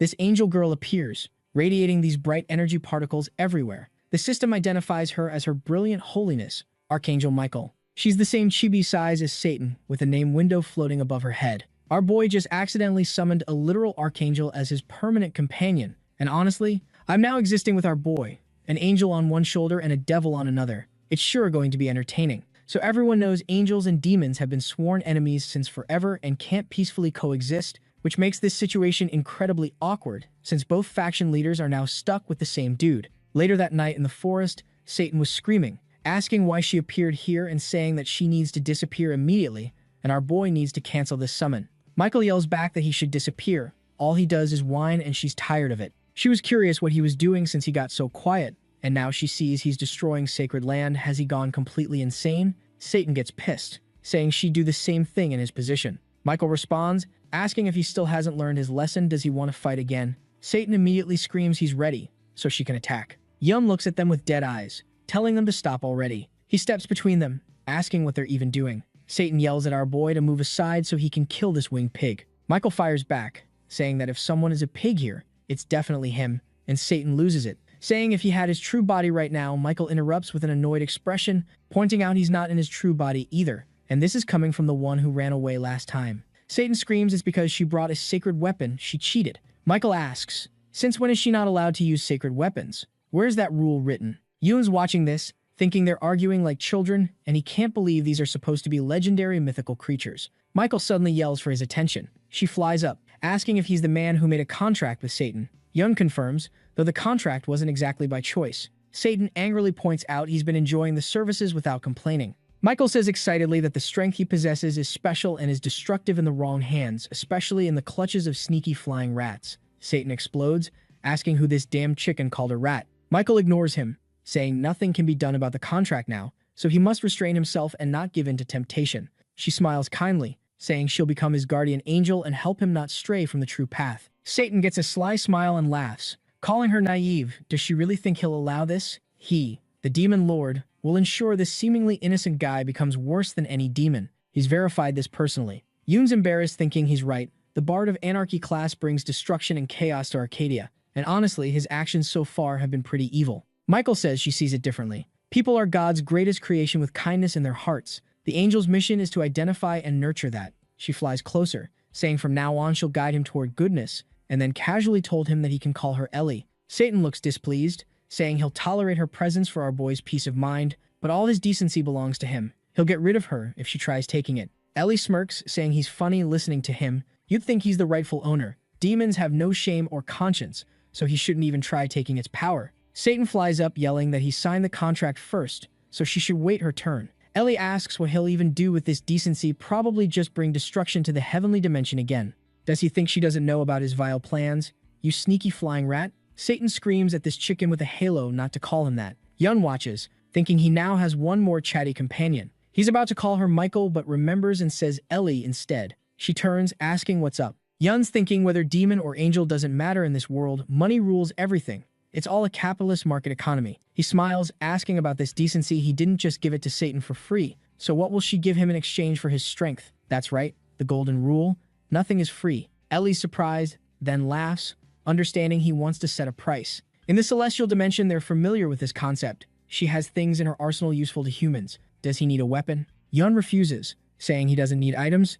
Maybe skills instead? Ellie's confused, asking what skills he's talking about. Yun realizes she doesn't know gaming terminology and explains his fighting skills suck, so he needs abilities to fight stronger opponents. Ellie asks if he means power. Yun thinks the Bard of Anarchy can gain plausibility points, which is great, but the class has downsides, no leveling system. He only has non-combat skills like ore mining and diving. Satan can give good items compensating for weak offensive skills, but weapons have limits. He needs at least a couple actual skills. Ellie has an idea, saying she remembered something perfect. The system notifies that the Guardian Angel contract is concluded. He acquired the Divine Intervention skill, letting him use plausibility to temporarily borrow higher power. Ellie confirms the contract is official, and Heaven will provide whatever strength he needs. Young wonders if more power means more plausibility required, then smiles, saying that's great. He wants to test it immediately. He activates Divine Intervention, and insanely strong energy starts emanating from him. Satan screams in surprise, covering his face as massive energy streams shoot upward, emitting bright light. Several orcs nearby notice these huge glowing energy streams, and our boy gets this system panel with all the options of the heroes he can summon, including the legendary hero Farhan the Knight of Honor. Man, this is seriously funny. Our boy just unlocked god powers on a pay-per-use plan. So these orcs roll up on our boy Yoon and tell him to hand over everything, or they'll give him a quick death. Yun just smiles at these ugly bastards and says they showed up at the perfect time. He's got a new power, and he is dying to test it out. The system pops up saying he's activating Divine Descent, Knight of Honor Farhan. Meanwhile, we cut to this depressing-ass mine where a bunch of players are grinding 24/7, thinking they'll strike it rich. These poor souls are slowly realizing they got played hard. There's this one dude, Hyung Tak, literally crying while leaning on his pickaxe, thinking about how all his friends are out there having fun while he's stuck in this underground prison. He can't even tell them he's working off debt in a mine because that's embarrassing as hell. Man's having a full breakdown, wondering why he's such an idiot. They literally scammed him in a video game. He doesn't even care about the money anymore. He just wants to see sunlight again. Then he hears some noise. Two guards are dragging this new guy into the mine. The dude's complaining, saying he bought the game capsule to play, not to work in some digital coal mine. The guards are like,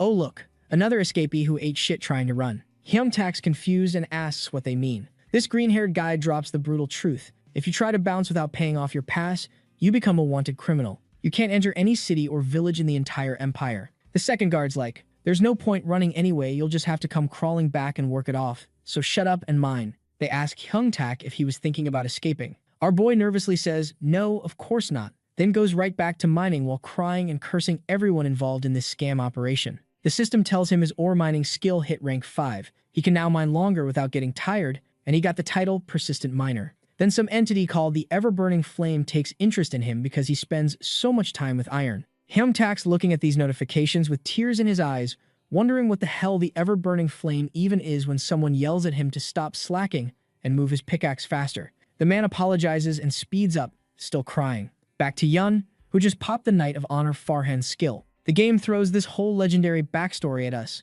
Farhan is this holy warrior who always brings victory. His sword scares the shit out of demons. His shield protects the innocent. Blah blah blah.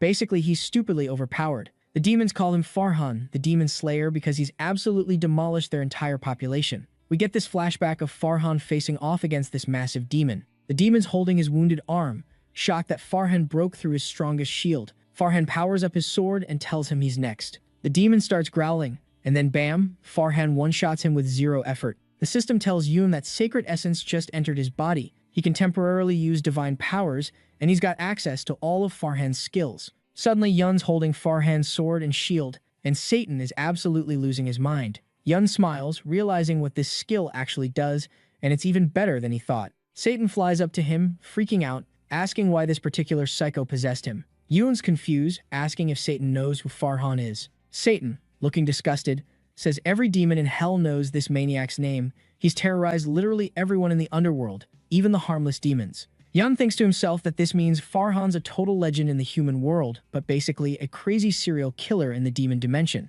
He turns to the orcs who've been standing there frozen and apologizes for keeping them waiting. Now they can start fighting. The orcs are just standing there silently, trying to process what just happened. The middle orc starts growling, asking what the hell happened. This little freak suddenly became different and insanely strong. Yun's just grinning, thinking even these monsters can tell he leveled up. He notes that normal mobs would have attacked immediately, but these mini-bosses actually have some brain cells. And here's the thing. After leaving the barony, Yun took a special route through a forest that nobody uses because there's a level 25 mini-boss orc robber that camps there. It's the shortest path, but everyone's too scared to take it because of the boss monster back to the fight. The orc swings his massive sword and roars. Yun pops Unshakable Will, creating this huge energy shield that completely blocks the attack. He peeks out from behind the shield with a smile, saying, "This is how it should be used," then tells the orc it's his turn now and he really hopes this guy doesn't die too quickly. The system tells him Sacred Shield entered combat mode. Yoon uses Fair Punishment and Burning Dawn, raising his hand to create this absolutely massive energy sword with Farhan's silhouette visible inside it.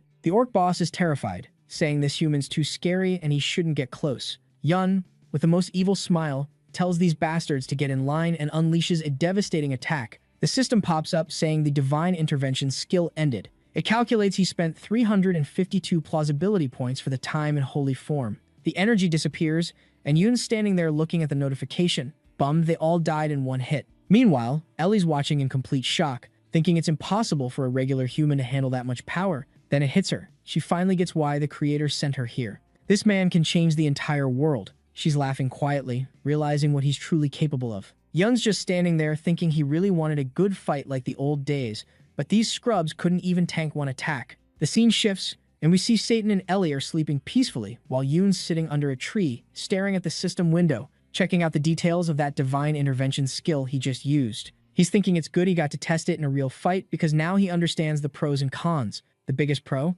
It completely closes the level gap between him and whatever he's fighting. Before this, he had to rely on expensive items from the shop, but those cost a fortune, and he couldn't afford every weapon type. Plus, the ones he had were limited use, so he was basically gambling in tough fights. This skill solves that problem perfectly. But there's the massive downside. Killing 3 orcs took him maybe 3 minutes, 10 minutes max if he was messing around, and it cost him a stupid amount of plausibility points. Yun's sitting there with this worried look, thinking if he fought someone actually strong, he'd go bankrupt on points. And that's only half the problem. He's got to master role-playing as every available hero, which honestly sounds kind of fun when he thinks about it. Ellie suddenly laughs and calls him out, asking if he just said one of the downsides is fun. Yun turns around, asking if she's already awake. She smiles, saying all angels wake up early. Unlike some people, she glances at Satan, who's still passed out on the ground looking peaceful as hell. She tells Yoon she noticed he's worried about the skill consumption, but he needs to understand that Farhan is legitimately one of the most powerful warriors ever.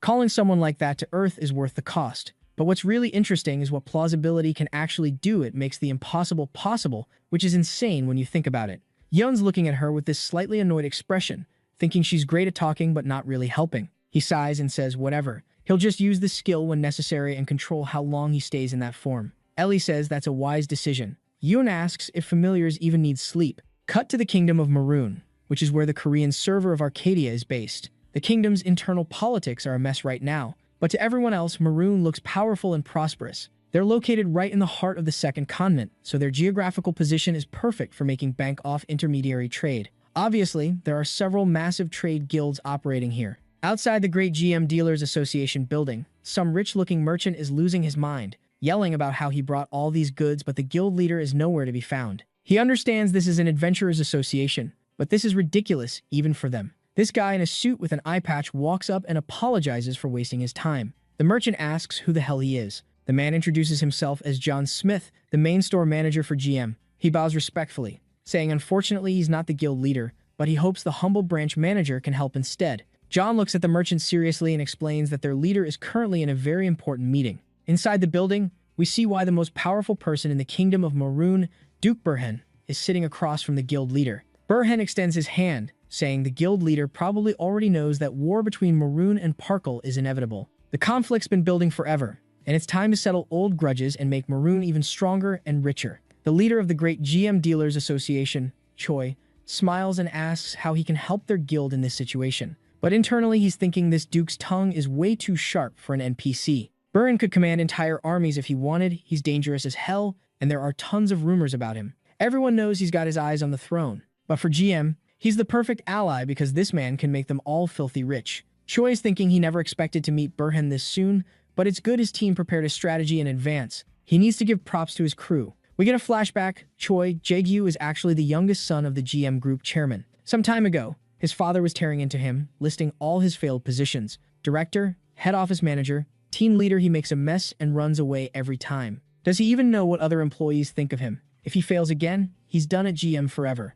Back to the present, where this meeting could change everything. Burn explains that GM was founded by adventurers and is mostly made up of them. He sought them out because he heard how fast the guild was growing and how tight the bonds between members were. Now he sees the rumors are true. He wants GM to buy up all the grain they can get their hands on, and he'll pay well for it. Jeju smiles, saying that works for him, but before he can finish, Burhan cuts him off with a smile. In return for the grain, GM will get control over the kingdom's logistics routes. They just need to keep everything quiet to avoid attention. That's why he wanted this private meeting. Jeju nervously but happily agrees. Burhan immediately leaves the office.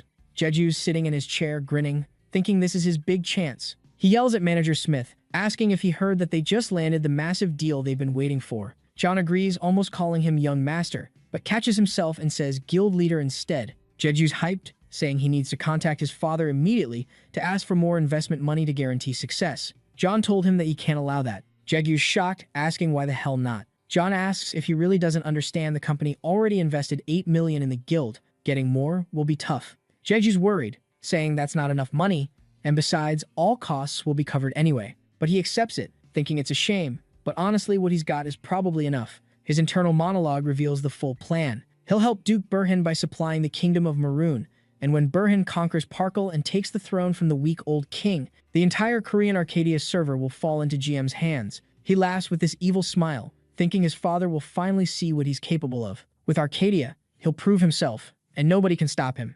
Meanwhile, the third most important person in Maroon, Count Bracken, is sitting in his fancy chair asking our boy if that really stubborn Baroness has sent our boy to him. Then Count Bracken opens up the letter Yoon gave him and asks if this is a recommendation from the Baroness. Yoon's like, yeah, honestly, I have no clue what's in there, but the Baroness told me it talks about my achievements and should get me on your good side. Then Bracken does the most disrespectful thing possible. He straight up rips the letter without even reading a single word. Yoon's standing there like, bro, what the actual f***? Why'd you just destroy it? Bracken's staring at him all suspicious now, asking why the Baroness really sent him here. Yun smiles because he realizes what's going on. He decides honesty is the best policy and says straight up, I don't know either. She just told me to keep an eye on you. How's a regular adventurer supposed to understand what goes on in the minds of these powerful people? They're locked in this intense stare-down while the Count's processing everything. Then, out of nowhere, Bracken's face breaks into this huge grin, and he starts laughing his ass off, saying he likes this guy. Still smiling, he says he gets it.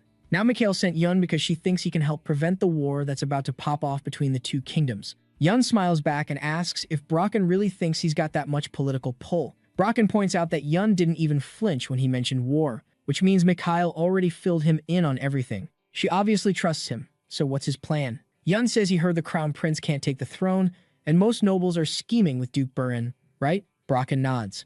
Yun thinks for a sec, then says there are two ways to handle this: the easy way and the hard way. Bracken asks about the easy way. Yun raises his finger like he's about to drop some wisdom and asks if Duke Burhan is the main guy behind all this, because usually when you take out the leader, these whole conspiracies collapse pretty fast. Bracken's expression goes dead serious as he asks if Yun's actually suggesting they kill Duke Burhan. Yun just smiles and goes, why not? This makes Bracken lose it, laughing like crazy, saying Yun's an interesting dude and Mikhail really knows how to pick her people. Yun's sitting there embarrassed, thinking this guy's voice is as overwhelming as his massive body. Bracken calms down and says, yeah, he's thought about it too, but nobles aren't exactly easy to kill. Burhan is protected by the kingdom's strongest knights and mages 24/7, literally anywhere he goes. His guards are always ready to throw down. He'd love to meet the crazy bastard who thinks they can pull off a suicide mission like that. Yun points to himself with a smile and says he can do it. Bracken's shocked, asking if Yun just said he'd handle it alone. He smiles and says no offense, but a weak-looking guy like him doesn't look like he could even scratch the Duke. He notices Yun's level 1 and says there's absolutely no way he can kill Burhan. Yun smiles and asks what's wrong. Does Bracken think he can't handle it? The Count's surprised by how determined Yun sounds and looks. He laughs, saying, that's youth for you, confidence for days. He gets up from his desk, pushes his chair back, and tells Yun to follow him.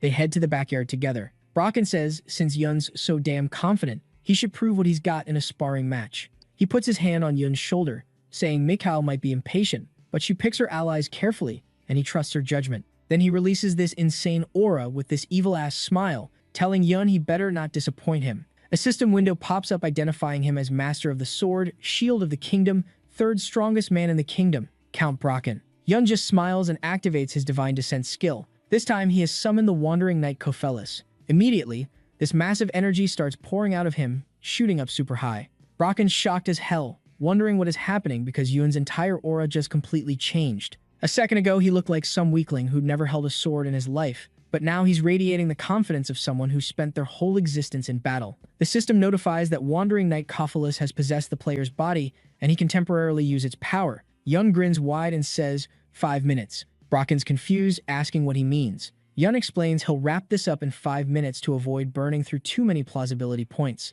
Then he activates Sliding Gate and charges at ridiculous speed. The system pops up saying he's using will in the decisive battle and wind sword skills, and he's protected by the spirit of the earth. Yun reaches Bracken instantly, and their swords clash hard. Bracken blocks the attack, thinking this guy hits like a goddamn truck. Yun looks at him with a smile, saying he expected that first hit to end it, but it turns out the Swordmaster isn't so simple after all. He quickly jumps back a few meters. Bracken smiles slightly and says Yun's not your average adventurer. Yun grins back, asking if he's only just figuring that out now. Bracken says when Yun claimed he could take out the Duke solo, he thought the kid was just talking shit, but now he sees Yun was dead serious. Yun's happy, asking if that means they're done with the test. Brock smiles and tells him to hold up, he needs to show what he's got too. He activates Formless Blade, or a sword, and his sword starts glowing with this intense red aura. He looks and then turns to our boy, saying he's an old, unfinished warrior and doesn't hide it, but he's also got something worth bragging about. He raises his energy-filled sword, saying, here's the proof. Yun starts getting worried, asking if they really need to take it this far. Brocken doesn't give a single fuck. He unleashes this devastating attack with his energy, yelling that he wants to see how Yun handles this attack. This dude's attack is about to connect, but our boy Yun whips out the Formless Sword skill and blocks it like it's nothing. Brocken stared at Yun holding two swords made of pure energy, thinking, wait, is that the shapeless sword technique? He recognizes it immediately. This is a skill only sword masters can pull off. But before he can say anything, the system pops up with a notification that Yun just used a level 150 plus skill and spent additional plausibility points. Yun's face drops, and he's like, are you serious? Even more points? So now he's thinking. He knows how much plausibility this garbage costs, and Brocken the Count just stands there watching him talk to himself, wondering if this dude's actually insane. Yun charges forward again, yelling that this time it's actually ending. He unleashes this absolutely sick combo with his energy swords, and Brocken's barely holding on. Blocking blow after blow, our boy's going ham, throwing hundreds of fast, brutal strikes, and the Count's struggling hard, his face tense as hell, trying to keep up. Then Yun smirks and says, got you. Delivering a lightning-fast, unexpected strike that flies past Brocken's head. The Count's sword goes flying out of his hands. Brocken hits the dirt, and the system announces the Divine Intervention skill just expired. The Count checks his body and then celebrates when he realizes he actually survived.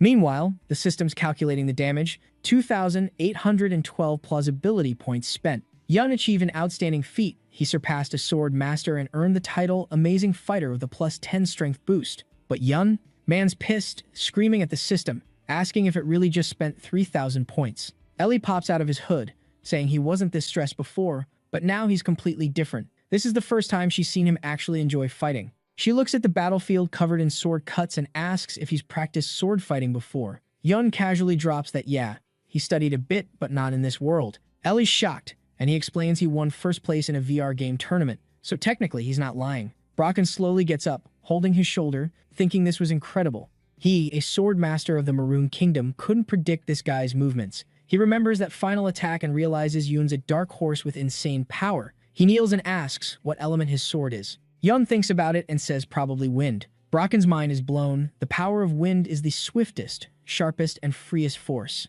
He looks down frustrated, wishing he could reach that level, then grabs his sword and starts practicing. Later, Satan's asking why this old dude's still swinging his sword when it's already nighttime, and Yun's like, no clue. Cut to the Count's office. Brocken is apologizing for his rudeness, bowing and begging our boy to forgive his old ass. Yun's embarrassed, saying it's fine, mistakes happen. Then Brocken gets serious, asking about what they discussed. Is he really serious about murdering the Duke? Yun says it's the easiest solution since the Duke's on the evil side. Brocken admits he can probably pull it off, but he's worried the Duke's death will cause chaos at court. Yun asks if he's heard of the Gordian knot. Brocken's confused, and Yun explains it's a knot that's impossible to untangle, but there's actually one way. He asks if Brocken knows what it is. The Count has no idea, so Yun smiles and says, you just cut it apart. You could spend all day trying to untangle it, but it's pointless, so just cut through it. As for the consequences, he's sure everything will work out somehow. Brocken's thinking this guy's incredibly careless, but he alone found a solution to the kingdom's long-standing problem, and there's simply no better option. He agrees if Yun thinks it'll work. Then he realizes this adventurer isn't just hiding the aura blade, he's the most dangerous man in the kingdom. The system pops up, saying Yun successfully took the first step toward playing a decisive role in the Maroon Kingdom's fate. Mission updated with a new side quest. The kingdom's surrounded by enemies and must survive among powerful nations, but winds of change are blowing. He can't call himself a bard of anarchy if he doesn't grab this opportunity. He must ride the wave and become the guide of these winds, influencing the state and royal family. Side quest unlocked. Kill Duke Burin. Yun's looking at this, thinking, a side quest. Unexpected. Even the system can't wait for this Duke to die. Satan laughs, asking if he's really going to kill this man. Ellie asks if he's seriously doing this, and then obviously they start fighting. Satan loudly asks if she's got complaints, hoping she won't say naive nonsense like killing is bad. Ellie says secret murder is vile, only dishonorable creatures do that. He needs to challenge the Duke to a fair duel instead. Yun asks if she has no problem with murder itself and just wants him to announce it first. Ellie nods, saying that if Yun is dead set on murdering him, he should at least give him 3 days to prepare or, at minimum, send a notice of intent so he can prepare for death. Satan's embarrassed, saying this is complete nonsense. He knew she wasn't right in the head. Ellie snaps back that she doesn't care about a villain demon's opinion. Satan gets angry, and Yun tells them both to chill. He's not planning to kill anyone yet. They both immediately turn, asking what he means. Yun explains when you're in the middle of conflict, you can't listen to just one side. Why would the Duke suddenly start a war for no reason? There must be some motive. From an adventurer's perspective, with no ties to Maroon, internal power struggles and war are great scenarios, but only one thing matters: his benefit. He'll help whichever side gives him more. Then everyone's happy. Satan's surprised, but Ellie immediately flips, saying this is wrong, promises must be kept, and tells him to go kill the Duke now. Satan's even more shocked hearing this from an angel. The triumph of egocentrism, throwing promises away for personal benefit. This is what it means to be a wandering adventurer, Dex. The scene shifts, and we are now at the GM Group headquarters, where some news anchor is going on about how Agent Electronics stock just smashed through 5 million won. Their chairman, Lee Jun, made some big public statement after announcing the launch of Arcadia, and investors are losing their minds over it. Apparently, this is a massive leap for virtual reality, especially thanks to their new device called the Dreamer. Choi Soon-young, chairman of GM Group, is watching this, and he's like, they're talking about this Dreamer thing again. He can't believe his eyes. How the hell did they even create something like that? He's thinking back to how just 5 years ago, Agent Electronics and GM Group were neck and neck, constantly battling for the top spot. But then smartphones and innovative tech gradually started fading out, and now everything's completely different. Now what worries him most is that this one device shook up the entire world market. Soon-young realizes they need to start inventing something new instead of sticking with the same boring engineering and construction that brings zero profit, or their company's done for. Right then, someone calls, saying Choi Jeju is here to see him, and then his son comes bursting into the office yelling how. Soon-young won't believe the good news he's got, but he needs 8 billion won. Soon-young's like, how much? Wait, what happened to the 8 billion I just gave you? The kid only recently got that money, and he's already back for more. Jeju admits, yeah, but this time it's way more serious. He promises this is the last time. Just trust him. Soon-young's absolutely fuming, asking why he needs 8 billion. That's a ton of money. Plus, all this kid does is play their competitors' games and wander around doing nothing. He thought his son finally came to his senses, but now he's gone completely insane. If he wants financing, he better show documents first, but before he can finish, Jeju slams this massive stack of papers on his desk. Soon-young asks what this is about, and Jeju smiles, telling Dad to check it out first, then say what he thinks. Soon-young starts reading and sees one document titled Plan to Seize the Kingdom of Maroon. After going through everything, he asks if this is all true. Jeju says, of course it is. He even contacted the Duke of Burin, one of the most significant people in the kingdom. Everything's going as planned. Translation: if this works, they can create their own version of Arcadia and compete with Aegon Group. Soon-young thinks about it seriously, then surprises Jeju by saying he'll give him 50 billion. He'll give him 50 billion, and not a one more. And he better not even think about asking for more money. This is his last chance. Jeju thanks him happily, promises he'll succeed, and bounces out of the office. Soon-young sits there thinking about what his son told him. There's even a love scandal involved. It's literally a different world. He smiles, thinking games seem like child's play, but apparently everything's way deeper than that. He looks out the window, wondering when everything changed so drastically. Cut to the Duke of Burin's residence. 2 well-equipped guards stand at the office entrance. Inside, Burhan's talking to Lord Leonio, a secret envoy from the Harmal Empire. He notes the guy came all the way from the farthest northern reaches. He asks what brings him here. Leonio looks worried, saying they received intel that Burhan is preparing for war. In response, they'd like to make an offer on behalf of the Harmal Empire. They're ready to help him with all their might on one condition. After winning the war, he gives them the Hyrule Valley lands. If he agrees, they're even ready to help him become King of Maroon. Burhan is shocked and studies this messenger carefully. He's thinking of Hyrule Valley,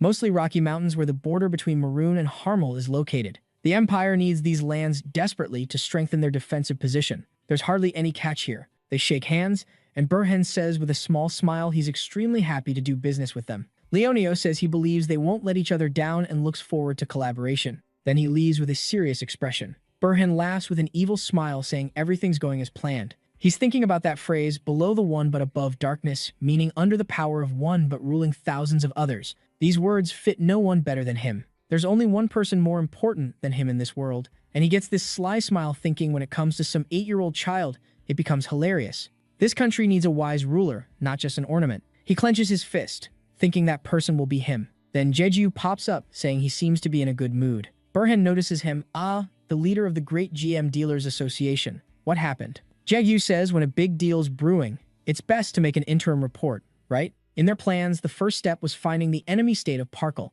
then the lands where they previously bought food. Then they purchased everything those lands produced for the year, plus grain products sold on the market without significant price fluctuations. Burhan smiles, saying, blocking enemy supply routes in advance while stocking resources without harming the domestic economy, but this is his first time seeing someone pre-purchase required product quantities. How did he come up with this? Jeju explains they call it gift exchange, a form of preliminary contracting where you buy specific products at agreed prices, then sell the goods at an appointed time. Burhan laughs, saying he's quite good. Seems adventurers can be useful sometimes. Jae-gyu says he flatters him, then with a smile mentions the GM Dealers Association took a huge risk agreeing to this arrangement. Could the Duke tell him more about those huge profit rights they agreed on earlier? Burhan smiles slyly, gets up, and tells this adventurer to listen. Doesn't he think they're rushing things? He apologizes, but right now he's too busy with important matters. Maybe they should discuss this after the war, not now? Jigu's embarrassed trying to say something, but Burhan shoots him this angry look, asking if he really doubts him. Jeju is caught off guard, clenches his teeth from tension, and thinks this is bad. It looks like he's got problems. He quickly says, of course not. Burhan says then it's time for him to go because he's got things to do. Jeju agrees nervously, saying he understands. Burhan stands there with a smug smile as Jeju leaves and closes the door. Once he's some distance away, Jeju slams the wall hard out of pure anger, thinking this damn NPC freak is sitting there doing nonsense. But he has no choice. He invested too much money. All he can do now is suck up to him and wait for the right moment. All that grain from the markets cost him about 500,000 gold. He spent all 50 billion won his dad invested, but it wasn't enough to control all the grain in Arcadia. He can only hope the deal succeeds. With this quantity, he could have easily thwarted Parkel Kingdom's plans. But the contract states 10 million gold for assistance. That's 1 trillion won. If something goes wrong, it could cause massive damage not just to the Traders Association but to GM Group as a whole. The entire company could face the end. His father would never allow that, so he had to act secretly. Jeju clenches his fist tight, thinking everything's fine, war will happen.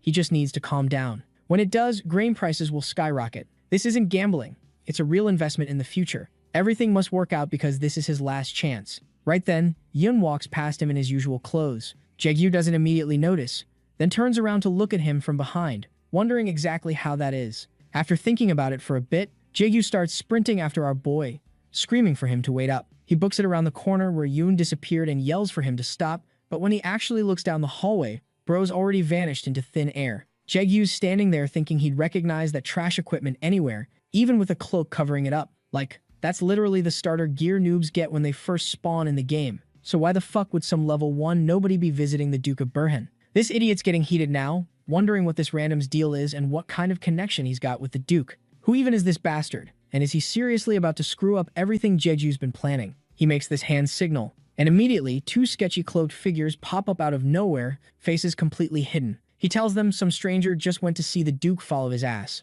If he's a player, drag him back here ASAP. Both masked goons nod and Jegu's got this pissed off look on his face, saying whoever this mystery man is, he's not about to let him ruin everything. Meanwhile, back in the office, Burhan's all like, ah, my precious guest has arrived. He's holding some fancy scroll and mentions that Count Brocken himself recommended this guy, and the Count doesn't just recommend any random person. He looks at Yun with this smile, asking what brings him all the way here. Being the top duke in the whole kingdom, he doesn't think Yun would waste his time or straight up disrespect him without a damn good reason. And Yun, with the most cheerful smile you've ever seen, just casually drops the bomb. Count Brocken's planning to kill you. Burhan squeezes that scroll so hard from pure rage, asking what the hell the reason would be. Yun stays calm as hell and explains the Count thinks that to stop a war from breaking out, they have to eliminate Burhan first. He even put in the work, came up with a whole detailed plan and everything. Burhan's got this evil-ass smile now, asking if Yun really expects him to believe this wild accusation without any proof. Yun just smiles back, saying, Burhan should already have plenty of evidence sitting around. Burhan stares at him silently for a second, then lowers his head, closes his eyes, starts laughing, and admits Yun's absolutely right. Satan crawls out of Yun's hood, saying he was the one who offered to kill the Duke. Brocken was just trying to figure out the best way to do it when Yun randomly showed up out of nowhere. Ellie chimes in, asking if this even matters since the Duke's going to die eventually anyway. Satan tells her to shut the hell up because he was wondering if Yun started all of this drama on purpose. Yun's got this slight smirk and gestures for Satan to keep quiet. Burhan says he never would have expected Count Brocken, the guy who's always been all about justice and honor, to secretly plan to assassinate him. It's actually kind of impressive when you think about it. Yun smiles, saying people always start pulling shady moves like this once they reach the top. Burhan looks at him, asking if this adventurer just kindly shared this intel out of the goodness of his heart. What does he actually want? Yun smiles with this slightly flushed face, asking, isn't it obvious? It seems to him like a mature, experienced leader should become king, not some brat who can't even speak properly yet. Burhan was shook hearing this, and then he just loses it and starts laughing. He looks at Yun, still grinning ear to ear, and asks what his name is at least. Our boy introduced himself as Dex. They shake hands, and Burhan says he's looking forward to their future partnership being super profitable. Yun smiles, saying he'll do his best not to disappoint, then immediately dips out of the castle and starts walking down the street. Ellie's literally praying with tears streaming down her face, saying she can't believe it. This man just lied straight to the Duke's face and walked out like nothing happened. She's asking God to please forgive this lying bastard. Satan's got this confused look, asking why Yun even started all this bullshit just to bounce mid-conversation like a complete coward. Yun asks them if they still don't get it. He's simply checking out all the possible ways things could play out. They're both surprised hearing this. No matter what anyone wants or tries to do, war is happening no matter what. It's just a question of whether Maroon or Parkel announces it first. At the end of the day, it doesn't even matter who kicks things off. Yun raises his finger, saying only one thing's crystal clear. When the war is going full throttle and becomes as chaotic and unpredictable as humanly possible, that's when it's his time to shine. His chances of profiting skyrocket, exactly like what happened during that recent slime disaster. Satan crosses his arms, asking, so you're saying it's more profitable if war breaks out, then what's the damn problem with just working with the Duke? Sure, the guy looked a bit sketchy, but he doesn't even finish his sentence because Yun smiles, saying that's exactly what can't happen. Once Duke Burhan takes the throne, there won't be anyone left to fight against. That's why he needs to side with Count Brockett instead. Right now, Satan's completely confused, asking him what the hell he's even talking about right now. Then something clicks in his brain, he gets all confused and says, wait, he finally gets our boy's master plan. A simple war with other countries isn't enough for this absolute psychopath. A war inside the kingdom itself, that's what this maniac actually needs. Yun's got this evil smile saying, just imagine all the chaos and how much profit he can squeeze out of it. Insane, right? This is literally a double war with double the benefits. Satan's mind is blown, saying Yun's gone completely off the deep end. He immediately summons his book and starts taking notes. If you're going to betray someone, don't stand on anyone's side. Man, imagine being so evil that the devil himself takes notes from you. Meanwhile, our boy was chill. He was stretching and thinking about all the money he's going to make. Just then, the idiots from before roll up, telling our boy that he needs to go with them. So we cut to GM headquarters, and this idiot Jegyu's sitting there trying to act all professional, asking Yun if he wants to sit down. Yun smiles, playing along, saying what an honor it is to be personally invited by such a massive company. Jeju smiles back, complimenting his talent, but both of them are thinking the exact same thing. This guy's hiding something. He's 100% up to no good. Yun cuts to the chase, asking why he's really here. Jeju says they need to check something and apologizes if this seems rude, but Yun interrupts, asking what exactly needs checking. Jegyu's expression shifts, and he gets dead serious, asking what Duke Burhan was talking to him about. Yun just smiles and casually asks why the hell he should tell him that. Jegyu slams his fist on the table, absolutely fuming, saying Yun's thinking way too long, and starts releasing this insane, threatening aura that'd make most people shit themselves. Satan quietly warns our boy that if he looks at this dude any longer, he'll grind Yun into powder. Even Ellie's like, bro, stop provoking him. Yun glances at them, asking if they think he's overthinking, then assesses the situation. The two masked guys who brought him, plus 5 more at the entrance, 7 total. But first, he needs to handle this psycho.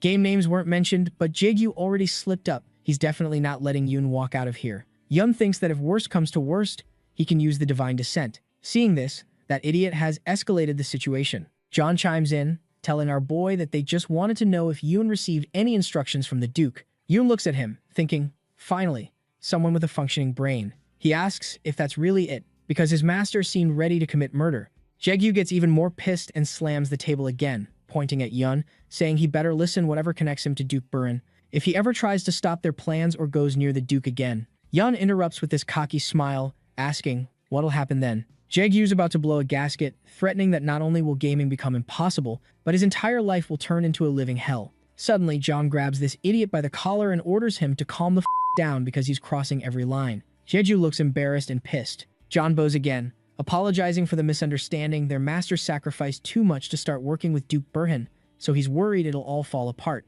John explains they're not some random organization and then asks our boy if he has heard of GM Group. Yun's face drops, asking hesitantly if he means that GM group. John confirms and then slams this massive bag of gold on the table. Yun stares at it while John explains their company has invested heavily in Arcadia, specifically in Duke Burhen. He can't share all the details but hopes this amount is enough. So what does this unknown adventurer think deal? Hearing the word unknown, a small smile creeps onto Yun's face. He picks up the money bag with a huge grin, asking if he just needs to give up the Duke's assignment. Jeju looks absolutely bewildered while John smiles. Cut to later that night in the forest. Satan's asking what the hell that was. Do they really want war? Ellie says if he'd been honest from the start, this wouldn't have happened because sincerity is sacred. Yun smiles, saying everything worked out fine, plus he got paid. He's thinking the GM group changes everything. They 100% want to exploit the war, either by joining military ranks or making some deal with Duke Burhen. Either way, not his problem. If war breaks out, it only helps him. But now he's changed his mind. He's not going to sit around and let some rich brat get rich. It just won't sit well with him. Then he turns and goes, "Guys, I've made up my mind. I'm going to kill Duke Burhen." Satan's jaw drops, but Ellie's hyped, saying, "Finally, our boy's doing something honorable." Satan freaks out, asking why this idiot's gone completely insane. Why kill him? Can't they avoid trouble for once? But Ellie cuts him off, asking our boy when he's challenging him to a duel, adding how this is the chance to keep his promise to Count Brocken. Yun sighs, saying he's told her 1,000,000 times he can't challenge him to a duel. That causes more problems. They need to do this quietly and unnoticed. Ellie's face immediately drops. She turns away, saying then he can't count on her help. She'll see how he manages without her power. Yun's like, "Wait, what? That's not Ellie." Calls him a coward, just taking someone's life without letting them say goodbye to loved ones. In that case, she won't even think of using heavenly power. Yun's panicking, saying she needs to be reasonable. They're clearly in the wrong here. Maybe overlook it just this once? Satan looks at them both, annoyed, then gets an idea. His face lights up. He calls our boy, interrupting the negotiation with Ellie. Satan told him that he's ready to help if Yun doesn't mind demonic power. Yun looks shocked, asking if Satan's serious. Satan nods, saying that he too can give him the divine descent power. Then, without wasting a single second, he creates a magic circle with his hand, asking if they should start. The circle appears on the ground under Yun. System windows pop up, saying he's entered an agreement with the demon world and can temporarily borrow demonic powers. So another system window pops up, and Yun's grinning, saying this is actually fire. Satan floats up next to him, asking if anything's catching his eye. Yun's nodding, hyped as hell, saying this is way better than he thought. Like, heaven's powers are all about brute force and smashing stuff, but these demonic powers, they're loaded with utility and 1,000,000 extra abilities. First time seeing this setup, and our boy's already sold. He turns to Satan like, "Yo, why didn't you mention I could do this? Would have been nice to know I had options." Satan just shrugs all casual, saying you never asked, so he didn't bring it up. Plus, he wasn't even sure you needed this kind of power anyway. Yun stares at him like, "Bro, what gave you this idea?" Satan's like, "What? You should have asked about it." Yun turns back to the demon catalog, saying choosing feels like online shopping, and he's living for it. He points at one demon, saying that one looks solid. Satan peeks over his shoulder, curious why that specific one. Yun mentions he had read about this guy in history books back at the library. Ellie flies up to check out his choice, and her face immediately drops. She's thinking, oh no, it's definitely him, the Legion of Death, the Lich Argamer. This Lich is literally one of the main necromancers of the underworld, a cursed warlock who drowned an entire continent in absolute nightmares, wiping out a whole empire and 4 kingdoms like it was nothing. Wherever his armies showed up, everything died. Even hundreds of years later, people still talk about him like he's the Grim Reaper himself. Cut to Yun chilling on a rooftop, scoping out something below. There are 2 guards doing their regular patrol, and Yun's thinking how these guys aren't strong or anything, but they're perfect guinea pigs for his first test run. One guard looks up, noticing something weird. His buddy asks what's going on up there. The worried one tells him to check that rooftop himself. They see this creepy silhouette against the moon, and one of them says it doesn't even look human. Yun activates Divine Descent, Lich Argamer, and boom, his whole appearance transforms. Both guards immediately sense this crazy energy shift. They're staring up at Yun, yelling who the hell he is and what's happening. The system confirms Argamer from the demon world has successfully been dropped into the player's body, and he can temporarily use all this character's powers. Yun's standing there with this sick skeleton mask, looking down at them. He's smiling, saying, yeah, this is exactly what he expected. These skills are absolutely cracked. One guard notices dark energy starting to swirl around, thinking that's definitely black magic, and pretty high level at that. In that case, no holding back time to go full power. He yells to his partner, saying there's no way they can capture this thing. It's way too strong. The other guy points out they won't be able to figure out who it is then. His buddy snaps back, annoyed, saying they're clearly not in any position to worry about that right now. He pulls out this massive sword, saying one raw move and this guy could easily break into Duke Burhan's mansion. Yun looks at them with this evil grin, dark energy radiating off him, saying it's showtime. He activates a skill that creates two massive energy creatures that go charging straight at the guards. One guard's gritting his teeth as bright energy appears in front of him. He slams his sword into the ground, activating Holy Shield to block the dark energy. Yun's a bit impressed, saying this guy's actually smart. Guess those rumors about Duke Burhan's guards being the city's elite are legit. He watches the guard channeling energy into his sword and leaping toward him, thinking a paladin just showed up to the fight. The guy unleashes this massive wave of bright energy, saying whatever Yun's planning ends here, he's got to die. He uses Divine Release, Blade of Justice, and his sword explodes with insane holy energy. Yun smiles a little, saying if that's all he's got, he's about to be real disappointed. He casts Spirit Spear with this crazed look on his face. Immediately, this huge energy demon materializes above him and straight up impales the paladin with its spear. The guy stares down at the energy spear going through his chest with pure horror, trying to say something with his last bit of strength. His body's shutting down, and he manages to choke out through tears.